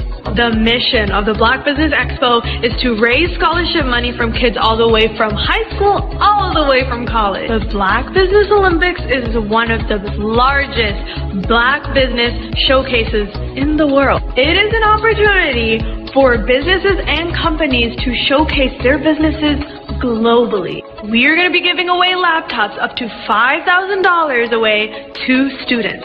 Again, I'm Olivia Appleberry, the founder of 2 Cents Finance and one of the speakers for the expo. I am so excited to see you there. For more info, go to www.blackbusinessexpousa.com or call 919-308-9090 and hope to see you there. I am Black business. From the moment I wake until the time I sleep. Yes, I am Black business. I am Black business. Tell me, are you Black business? I am Black business. Do you support Black businesses? Listen, I support Black business because I am Black business. Black Business Expo, one of the largest business showcases in the history of Black business in the world. The world! Sign up today at www.blackbusinessexpousa.com or call 919-308-9090. I am Black business. Hello, welcome back. This is Black Business Expo, and hello, business owners, entrepreneurs, thought leaders, and corporations. Black Business Expo is launching what we call the best showcase in Black business everywhere 24 hours. And I've been on a cycle since 8 a.m. And I'm so excited to introduce the next speaker. So I'll just want to start really quickly by saying I'm Shelly Jeffcoat. I'm your business moderator for this morning on the Black Business Network. And this is a 24-hour business network showcasing Black businesses, business owners, entrepreneurs, and thought leaders worldwide. And when we say worldwide, we mean it. We have speakers from all across the United States, London, Singapore, Africa, and Japan. And you should know that the Black Business Network is a global community sharing its business knowledge to empower, inspire, and educate businesses about business. I'm really honored to showcase and introduce you to our next speaker that's coming up. And I think you're really gonna benefit from hearing from Dr. Stan Harris. He also goes by Dr. Breakthrough. He's traveled over 3 million miles, speaking to crowds as large as 17,000, while making as much as 47,000 in 1 hour, okay? He's only one of 200 10th degree Black Belt Grandmasters worldwide, and he's been voted into both the Black Belt and Motivational Speakers Hall of Fame. As an evangelist, he's preached in all 50 states and 28 countries. He has a doctorate of divinity and a PhD in martial arts. He's built a team to over 1.5 million members worldwide in business, and he's a best-selling author, the founder and formulator of the 21-day Breakthrough Challenge and the 30-day Mental Self-Defense Program. He's probably the most entertaining, enlightening, and electrifying speaker on the circuit today, and so I'm really thrilled to turn over now to Dr. Stan Harris. Take it away, Dr. Breakthrough. All righty. Well, hello. Wow. Thank you for having me. And I love what someone said years ago: fleecy locks and black complexion cannot forfeit nature's claim. Skin may differ, but affection dwells in black and white the same. Rise so tall as to reach the pole, to glance at the ocean at a span. I must be measured by my soul. The mind is the standard of a man. And what you are doing here is amazing, because you're empowering people to understand that we're not judged. It's not based on the color of our skin, the texture of our hair, the neighborhood we grew up in, but rather is what we put in our heads. Matter of fact, here's what Dr. Breakthrough says: what you put in your head that affects your heart determines what comes to your hand.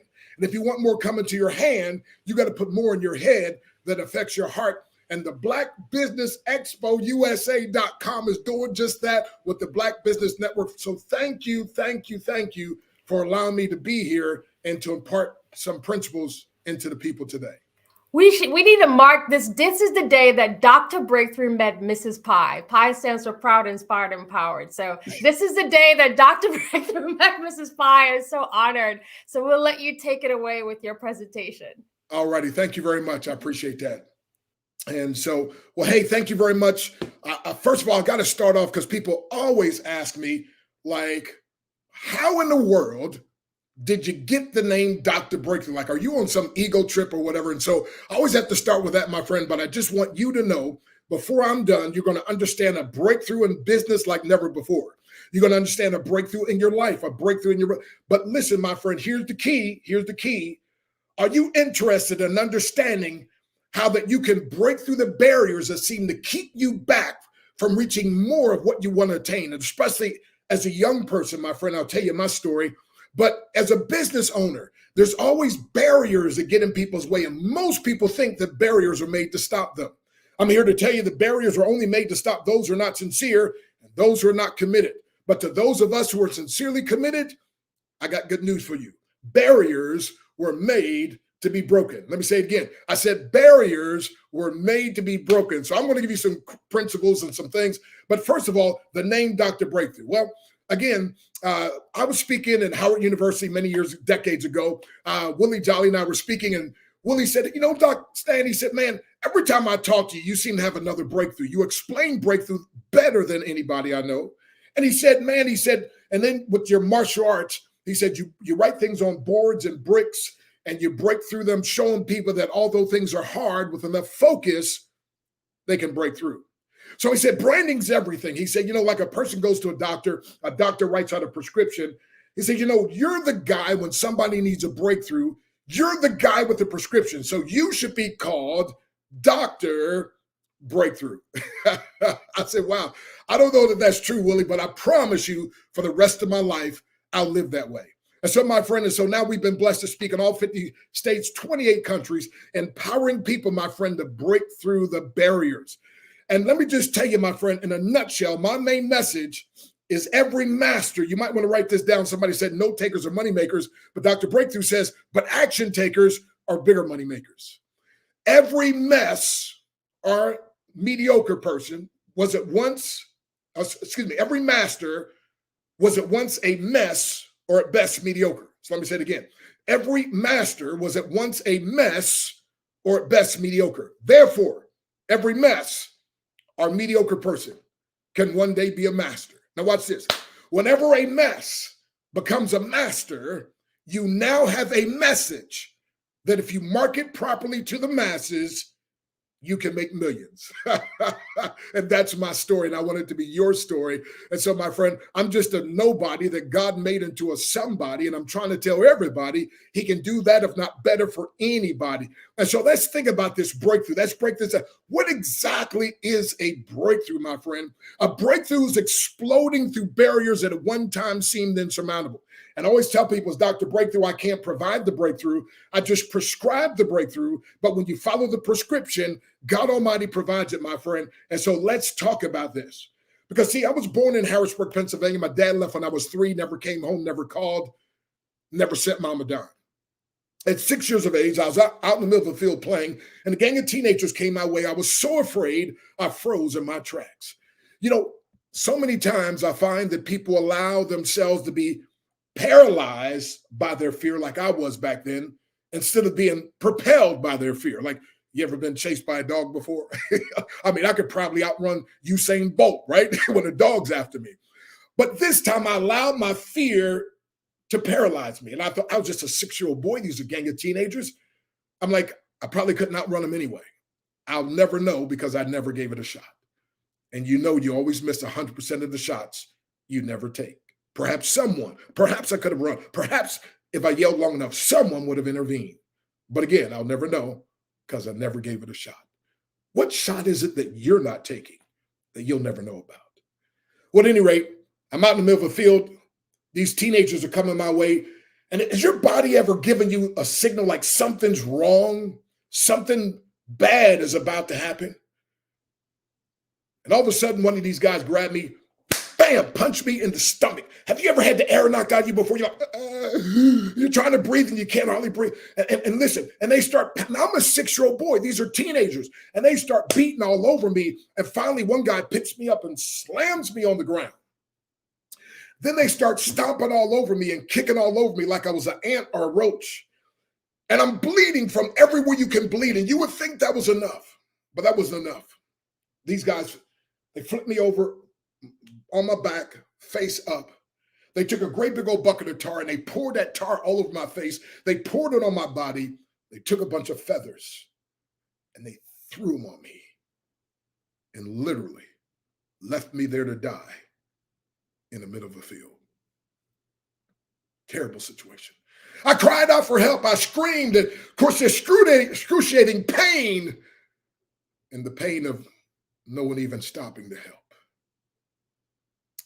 Thank God somebody found me, rushed me to the hospital, finally got me taken care of. But when I tell you my life was a mess, and I'm telling you, you might be in a mess right now. Your business might be in a mess right now, but I'm here to tell you that every master was at once a mess or at best mediocre. Therefore, every mess or mediocre person can one day be a master. And so I started off as a mess, physically abused. One of my mom's boyfriends would beat me with a steel choker chain for a dog, a fiberglass bow and arrow set. My life was a mess. Tried to commit suicide on 2 occasions.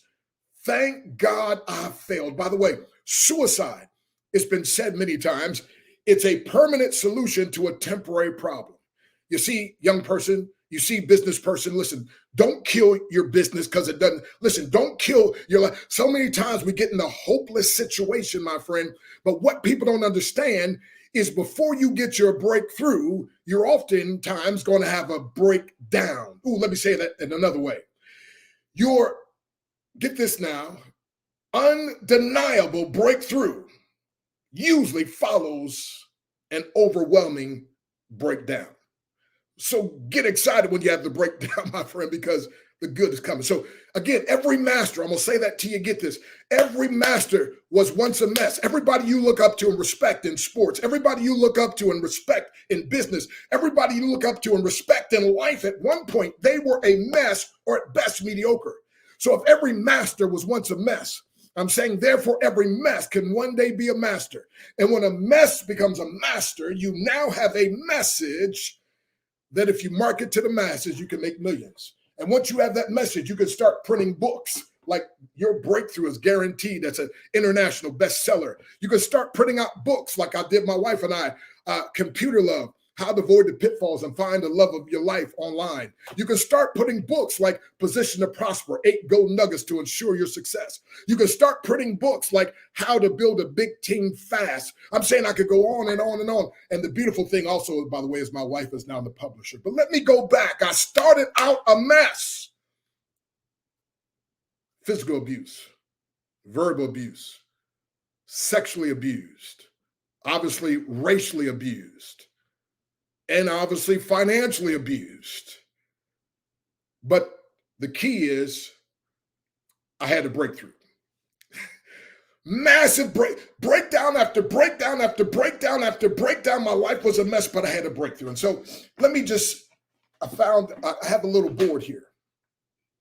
And on this board, and this is hard, you see it's got knots. You're not supposed to have knots. Those knots make it extra hard, right? But on that board, I have something written. It's called limiting beliefs, right? Now, on the other side of limiting beliefs is limitless success. And the question I have for you, young person, the question I have for you, single mother, the question I have for you, married couple, the question I have for you, businessman, the question I have for you, person just went through the hardest time of their life. Do you want to live like I was living based on the limiting beliefs? Or would you like to break through and experience limitless success? Well, I think I know your answer. You want to have that limitless success. But here's the problem, my friend. It's hard. It's not easy to get through. And by the way, here's what I want you to notice. Right in the middle of the word beliefs is a 3-letter word. Right in the middle of the word beliefs. Let me put that down for you here. Right in the middle of the word beliefs is a 3-letter word called a lie. L-I-E. So in other words, most of our belief system was developed before we were 16, 17 years of age, which means if you came up in a great environment, you may have a good belief system. But if not, like the average person, or a lot of people, I should say, there's a lot of lies that you believed or embraced. And so now you have this lie or lies that you believe in. And when there's lies that you believe in, you live a very limiting lifestyle. When there's lies you believe in, you have very limited success in business. When there's lies you believe in, you live very limited. I'm saying, and your breakthrough in business, your breakthrough in life, my friend, you have to break through the lies. The lie of, well, you just don't understand where I came from. You don't understand. It's just too hard for me. You don't understand. I didn't have this, or I'm too old, or I'm too young, or I'm too this, or I'm saying whatever the lie is. Matter of fact, listen, stop. You had to do like I do. I had to stop fighting for my lies. Listen, why? I said to myself, why am I fighting for the thing that's fighting against my success? Ooh, that's good right there. Say that again, Doc. I think I will. I said to myself, why am I fighting for the thing that's literally fighting against my success? I'm saying, listen, so here's the thing. So those lies, I had to learn, listen, I got to break through those lies. It's just like I used to see people in the martial arts breaking boards and bricks and laying on nails and all that. I was like, man, that was impossible. And guess what? It was impossible as long as I thought it was. But one day it dawned on me, wait a minute, if they did it, if I get trained, if I have the right mindset, if I get me a mentor, if I learn some methods, then maybe I can do it as well. Are you with me? And so listen, my friend, I'm telling you, I know it's hard now in your life. I know it seems like your business is not working. I know it's like the finance is insurmountable. I know it's like you're facing this giant of a mountain. I know that, my friend, but I'm telling you, my friend, every single person. See, you don't understand that behind the glory, there's always a story, but the story is often so gory that people don't want to tell you. And so you look at their lives and you think, oh man, they got it all put together and they've always been that way. No, sir. No, ma'am. That's not the case. So we got to break through those lies. So again, is it easy? No. But the question is it worth it? Question, is it worth breaking through those lies that are hindering you from having limitless or more success? Is it worth it? Yes, yes, or yes.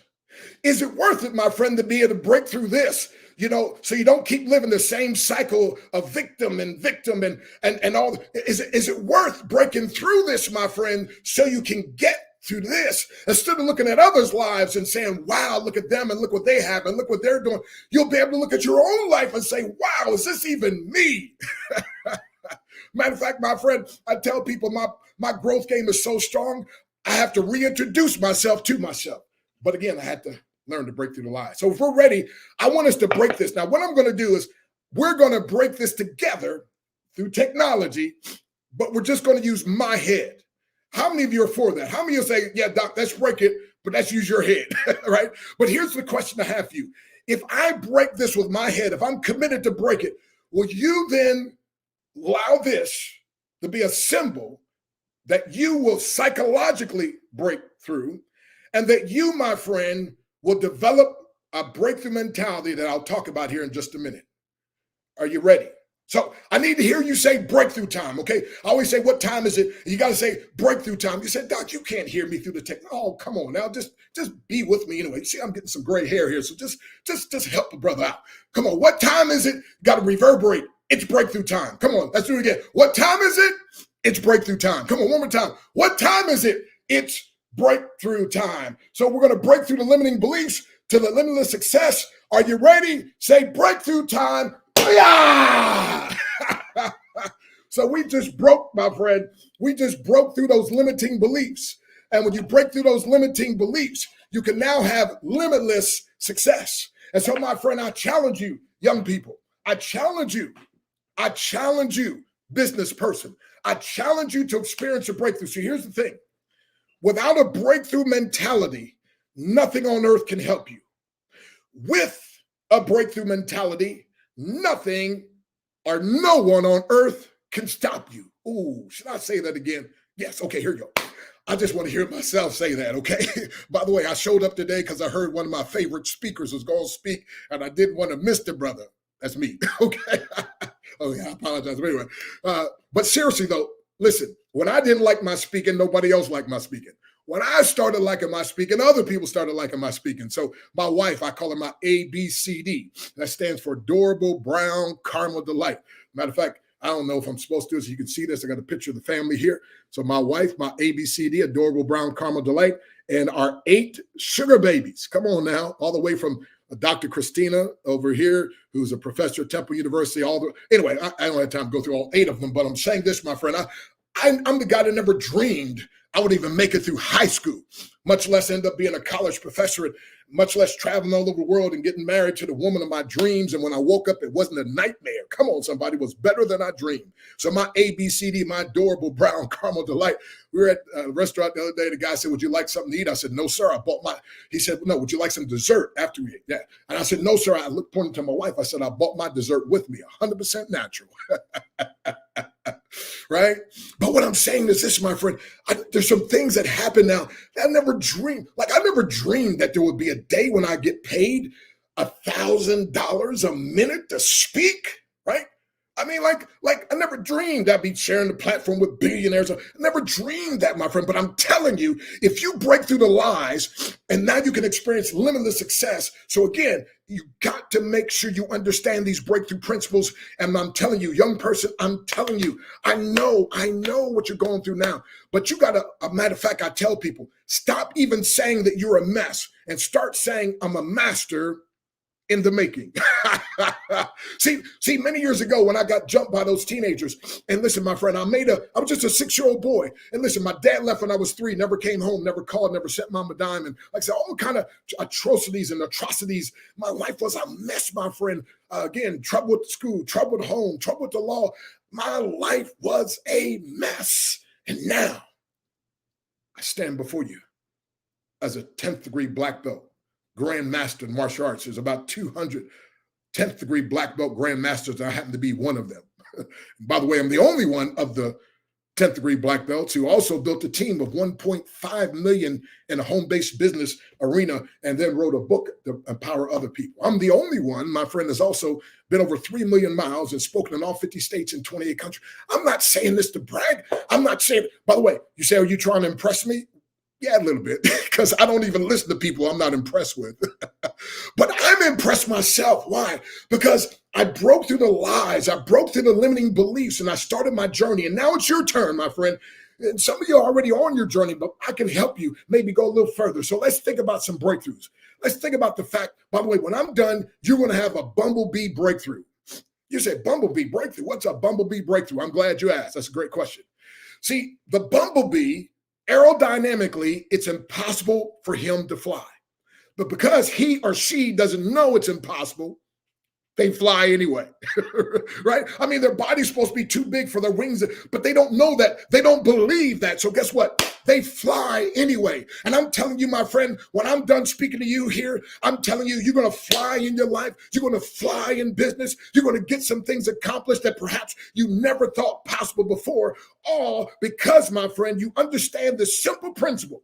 Every master was once a mess, or at best mediocre. Therefore, every mess or mediocre person can one day be a master. And when you become a master, you now have a message that if you market properly to the masses, you can make millions. And I believe God wants you to be blessed so you can be a blessing to others, my friend. Somebody said to me the other day, man, you are so inspiring. I said, well, I've been inspired enough to be an inspiration. I've been taught enough to be a teacher. I've been mentored enough to be a mentor. I've been encouraged enough to be an encourager. I've been coached enough to be a coach, right? And so I'm just a debtor, my friend, and I just want to pay back a debt because I'm that little boy that never thought I would make it. I'm just older now with gray hair, but I'm the same little guy. But I've had breakthrough after breakthrough. And by the way, I'm still having more breakthroughs. And I just go from breakthrough to breakthrough, the bigger breakthrough, the bolder breakthrough. And that's what I want for you. So the breakthrough. Let's think about as a matter of fact, in the back of my book, I say, they said, from getting tarred and feathered as a 6-year-old boy to becoming a 10th degree black belt champion, business leader, author, and speaker, Dr. Stan Harris has had to break through unbelievable barriers to allow him to empower you to experience a massive breakthrough. You may never be the same again. See, you were genetically encoded to break through. It's part of your very DNA. Your very first breakthrough was when you beat over 40 million sperm cells to the womb and you broke through the walls. Yes, you beat them all. You are championship material. Your next breakthrough came when your actual birth, you came through the birth canal. And you broke through the birth canal and broke through the womb. So you may not have been aware of it until now, but you are a breakthrough master. And so the challenge is being given. My friend, do what you were designed to do. Break through every barrier that tries to hinder you. This is your birthright. This is your destiny. And my friend, I'm going to give you a simple step-by-step formula that you've been looking for. So now is the time to break free from procrastination. By the way, I like to say procrastination. Inside that word, the last word is nation. The largest nation of failures are those who procrastinate. Procrastination leads to devastation. Procrastination is the assassination of your destination. Thus, you must act now. It's going to help you to break through fear, making excuses, doubt, and negative thinking. Listen carefully. You will no longer be stuck, but rather free to succeed. You are unstoppable. I know mama said don't point, but mama's in heaven now, so I'm pointing. You are unstoppable. Yeah. You. Listen, you will no longer be stuck, but rather free to succeed. You can only be deceived into thinking you can be stopped. How many of you are ready to stop being deceived? And are you ready now to release that inner champion, that breakthrough person? Because listen, my friend, it's just like I mentioned, that breakthrough is like a rocket ship. Years ago on television, they were showing, you still can see, but that rocket ship, when it would take off, there's all kind of combustion, there's all kind of energy, but that rocket ship is moving very slowly. Now, if the rocket ship were human, it'd say something like this. It'd say, I'm doing all this work and nothing seems to be happening. I'm just moving too slow. And maybe you might feel like in your life, things are moving too slow. You might feel like your business is going too slow. But again, my friend, you need to be like that rocket ship. See, again, the rocket ship does not go based off its feelings. It's not human. So what does it do? It goes based off its programming. So it just continues to do what it was designed to do. And so it goes higher and higher. Now, they tell me right before it hits through what we call escape velocity, all of a sudden that rocket ship begins to rotate wildly, almost as if it's about to be shaken to pieces. And as I travel the country, my friend, in many foreign countries, I find people that doing everything they know to do in their life, but it seems like it's shaken to pieces. Is that you? Doing everything they know to do in their relationships, but it seems like it's shaken to pieces. Is that you? They're doing everything they need and know to do in their business, but it seems like their business is shaken to pieces. Is that you? Listen, listen, listen, and come with me in your imagination. See that rocket ship. If it were human to say something like this, I can't do this anymore. This is not fair. I've given everything I have, and I'm about to be broken to pieces. I just can't do this. No, the rocket ship doesn't say that because it's not human. It doesn't run based off its emotions. It runs based off its programming. That's why I applaud you for getting on these trainings, for getting on this. Why? You're getting your mind reprogrammed. It's being programmed to success now. And so this rocket ship doesn't go based off its emotions, because if it did, it would quit. It doesn't go based off its emotions. If it did, it would be a massive explosion. No, what it does, it's shaking to pieces. Doesn't understand it, but guess what? It just continues to do what it was designed to do. It just stays faithful. And the next instant, they tell me, bam, there's a big boom. And that rocket ship breaks through the Earth's atmosphere. Now that rocket ship, get this now, is traveling 25 miles per hour. And it will virtually use no more fuel for the rest of the trip. Now, wait a minute. A rocket ship uses up to 1 million pounds of fuel, but 95% is from takeoff to escape velocity. Once it breaks through escape velocity, it will virtually use no more fuel for the rest of the trip. Come on, somebody. See, you got to understand a breakthrough. It's both sudden and gradual. Now, we love the sudden part, right? When it breaks through the Earth's atmosphere, it's like, whoa, right? But we don't like that gradual part. But listen to me, listen to me, listen to me. Without the gradual, you'll never have the sudden. And as a matter of fact, the gradual breakthrough is as powerful as the sudden breakthrough, because you can't have one without the other. So my friend, just like I'm saying, instead of saying or thinking you're a mess or your business is a mess or your life's in a mess, no, I'm a master in the making. And listen, my friend, just like this right now, you're in the midst of a breakthrough. You're just doing the gradual part. And this is part of it, my friend. Your sudden part is on its way. So instead of being discouraged about the gradual part now that doesn't seem to be moving fast, get excited, my friend, in anticipation for the sudden part that's going to come. Man, is that good? Man, I wish somebody else was talking so I could tell them how good it is. I'm getting blessed by my own talk. The breakthrough. It's like that caterpillar. And by the way, that's why I tell people, I'm not a motivational speaker, and I'm not against motivation. We all need it, right? So it's kind of like somebody said motivation is kind of like taking a shower, right? And it wears off, but guess what? You just take another shower the next day, and sometimes I have to take 2 in a day. It looks like I'm going to have to take one after this, man. I'm sweating now. But watch this. Here's what I'm saying, though. I'm saying I'm not a motivational speaker. I'm not even an inspirational speaker, right? Although I'm a minister and travel. No, I'm not. I am the world's first breakthrough speaker. You say, what's the difference? Well, motivation is like trying to get the caterpillar to move a little faster. How many of you would agree with me? Caterpillars need to move faster. Yes, right? So guess what, my friend? So a lot of times the motivational speaker, the inspirational speaker is trying to get them to move fast. No. I assist. I'm the world's first breakthrough speaker. I assist the caterpillar in the cocoon, the dark place. I assist the caterpillar in the cocoon, the lonely place, the seemingly impossible to get out of place. But guess what, my friend? After struggle and working and pushing, finally that caterpillar metamorphosizes and comes out a beautiful butterfly that never, my friend, never goes slow again on the ground, but can flutter and fly anytime and anyway. And I'm telling you, my friend, some of you got to understand something, my friend.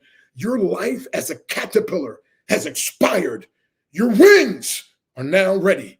Your business life is a caterpillar, but guess what? It's now expired. Your wings are now ready. And the Black Business Network, my friend, the Black Business Expo, each one of these speakers, my friend, we're here to help you, to empower you, to give you the strategies, to give you the mindset, to become and be the mentor, to give you some method. I'm saying, listen, my friend, you don't even know it. You've been set up for success. But here's the problem. I talk about a little boy here, page 77, that he saw a little caterpillar struggling. So he took out a little penknife and he cut a little slit, thinking that he was helping the caterpillar. And out dropped this half butterfly, half caterpillar, wiggled on the ground, and it died. He said, Dad, I don't understand what happened. His son said to the dad, and the dad said, well, son, God in his infinite wisdom created that struggle for the caterpillar, and the struggling process causes the blood, as he's pushing, it causes the blood to help the wings to form. And you cut short that process thinking you were helping. See, sometimes people think they're helping, they're enabling, and they're really hindering your overall success.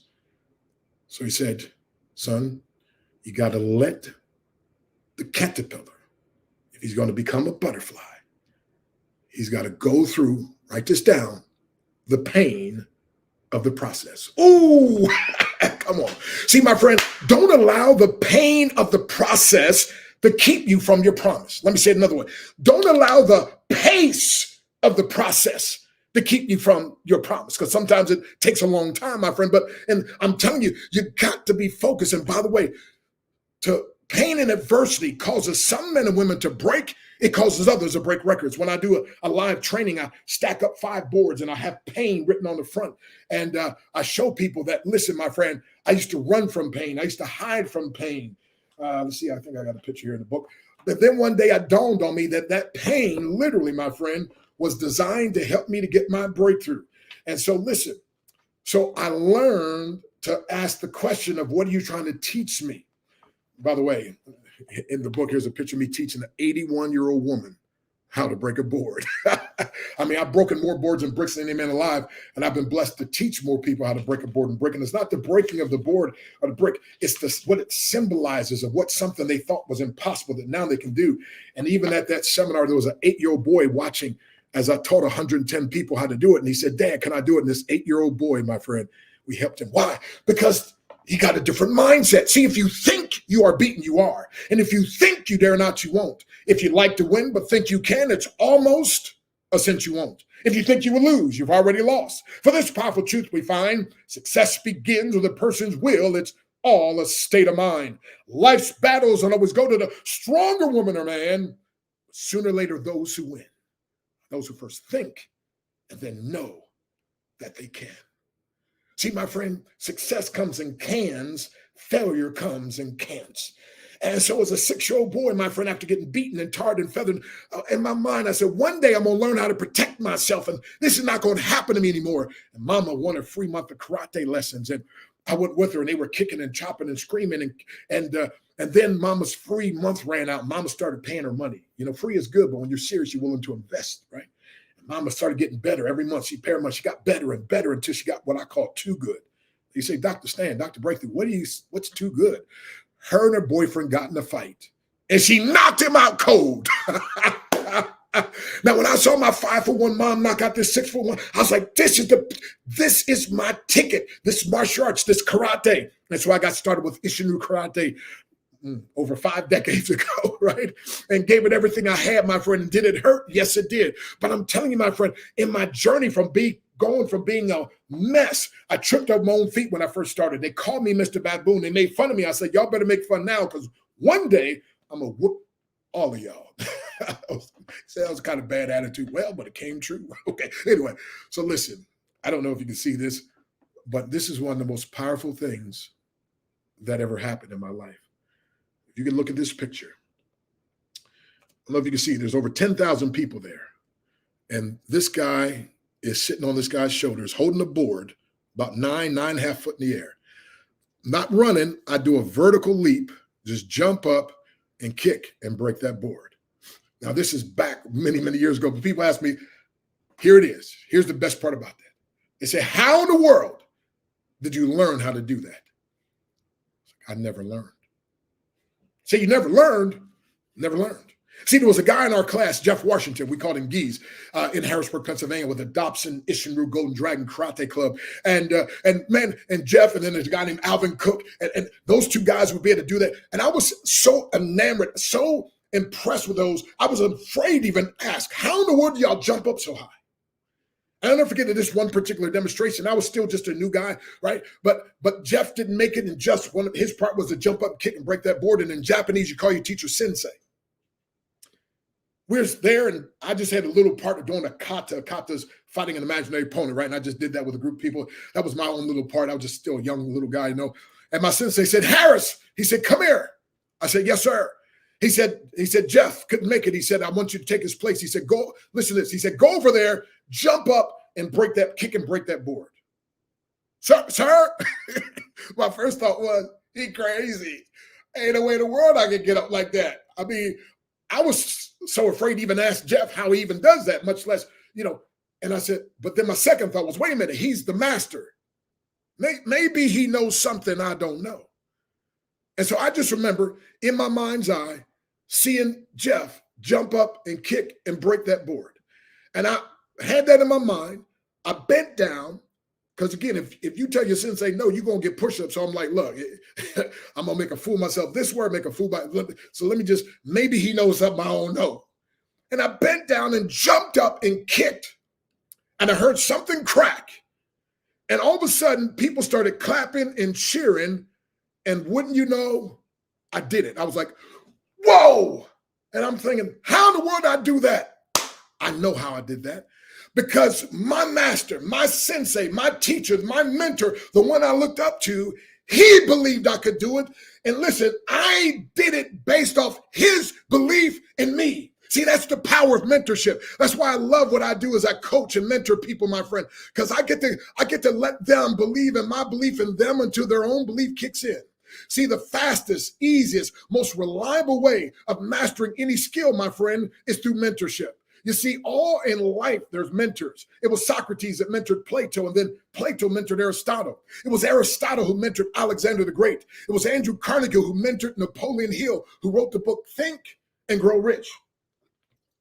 It was Napoleon Hill who mentored W. Clement Stone, and W. Clement Stone mentored Jack Canfield, the co-author of the billion-dollar book series, Chicken Soup for the Soul, and I've enjoyed sharing the platform with him.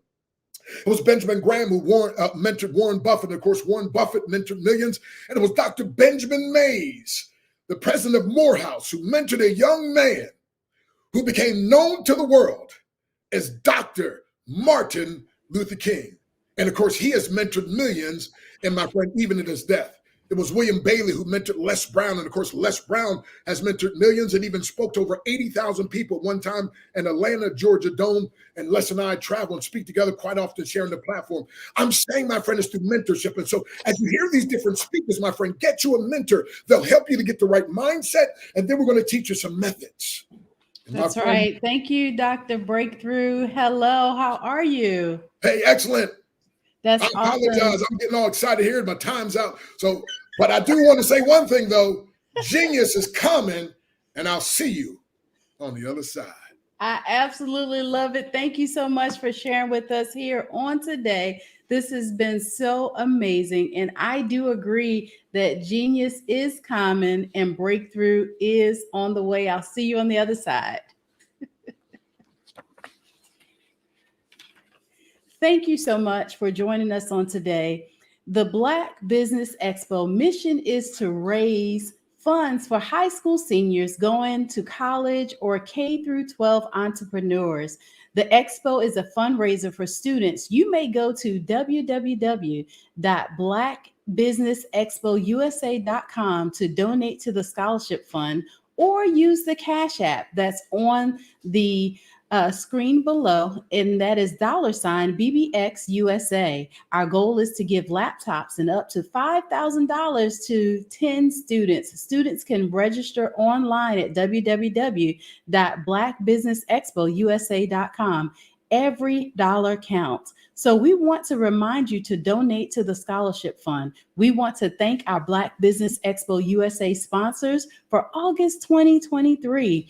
And those sponsors are NC 100, Moody Capital Partners, Suede Soul, Lotus Rich Coaching and Training, Carolina, Virginia Minority Supplier Development Council, Step Management, BHS and Associates, Margie McLean Foundation Incorporated, Hello LLC, Genius is Common, Earth Essentials, Malinay Shania Global, 5-Star BDM Media, Executive Women's Success Institute, The Quality Coaching Company, Superwoman Business Services, Creative Force Studios, Lee Entertainment, Artistic App Design, Black Business Expo USA, Genius is Common, and I'll see you on the other side.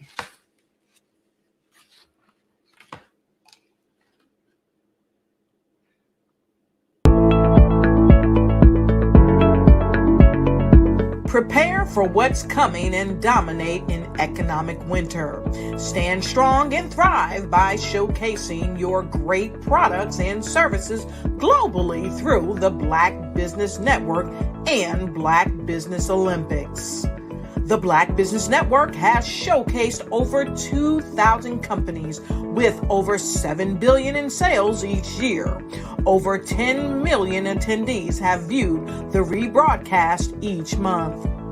Through the Black Business Olympics, unique styles of business training and mentoring are turning students into business owners and entrepreneurial warriors who will dominate in any economy. Gain the ultimate advantage of the Black Business Olympics, 7 days of unbelievable topics and speakers speaking around the globe. Donate your time and experience to provide expertise and scholarships to students worldwide and change the world. Now, more than ever, new insights, tools, strategies, and capabilities are needed. This is your chance for a major presentation to the world. Fill out the form and join the more than 2,000 speakers who have presented to over 200 countries. Join the Black Business Network streaming live into the metaverse, STEM City, Black Multiverse Enterprises, Hulu, Amazon, YouTube, iHeartRadio, Apple, Facebook, LinkedIn, Pod TV, IBM TV, Spotify, and Google Podcasts. Sign up today. Spaces are limited, and we will see you there.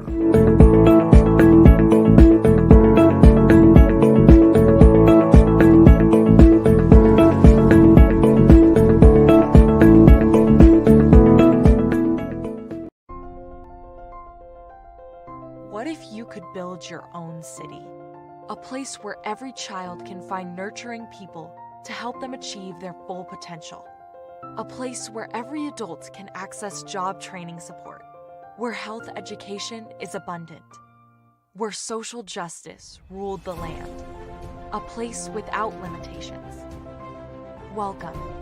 You have arrived at STEM City USA. It is what every city should be. A safe and trusted community where you find people and resources to help you become everything you are and beyond. STEM City is unlike anything you have ever experienced. It is a digital twin of the world around you, only better better. STEM City is about energy and soul renewal. It is more than a digital world. You can almost feel the power of live cultural events, music, and theater. STEM City promises a better future for children with caring mentors and hands-on activities with dedicated tutors to support our youth. STEM City is your passport to a healthy lifestyle with weekly events addressing our community's many issues. STEM City is your financial well-being with helpful information on wealth management, career advancement, job training, and so much more. STEM City is the community you deserve. It is the city where your dreams can come true. STEM City USA, a place in the sky that is accessible to all who reach for the stars.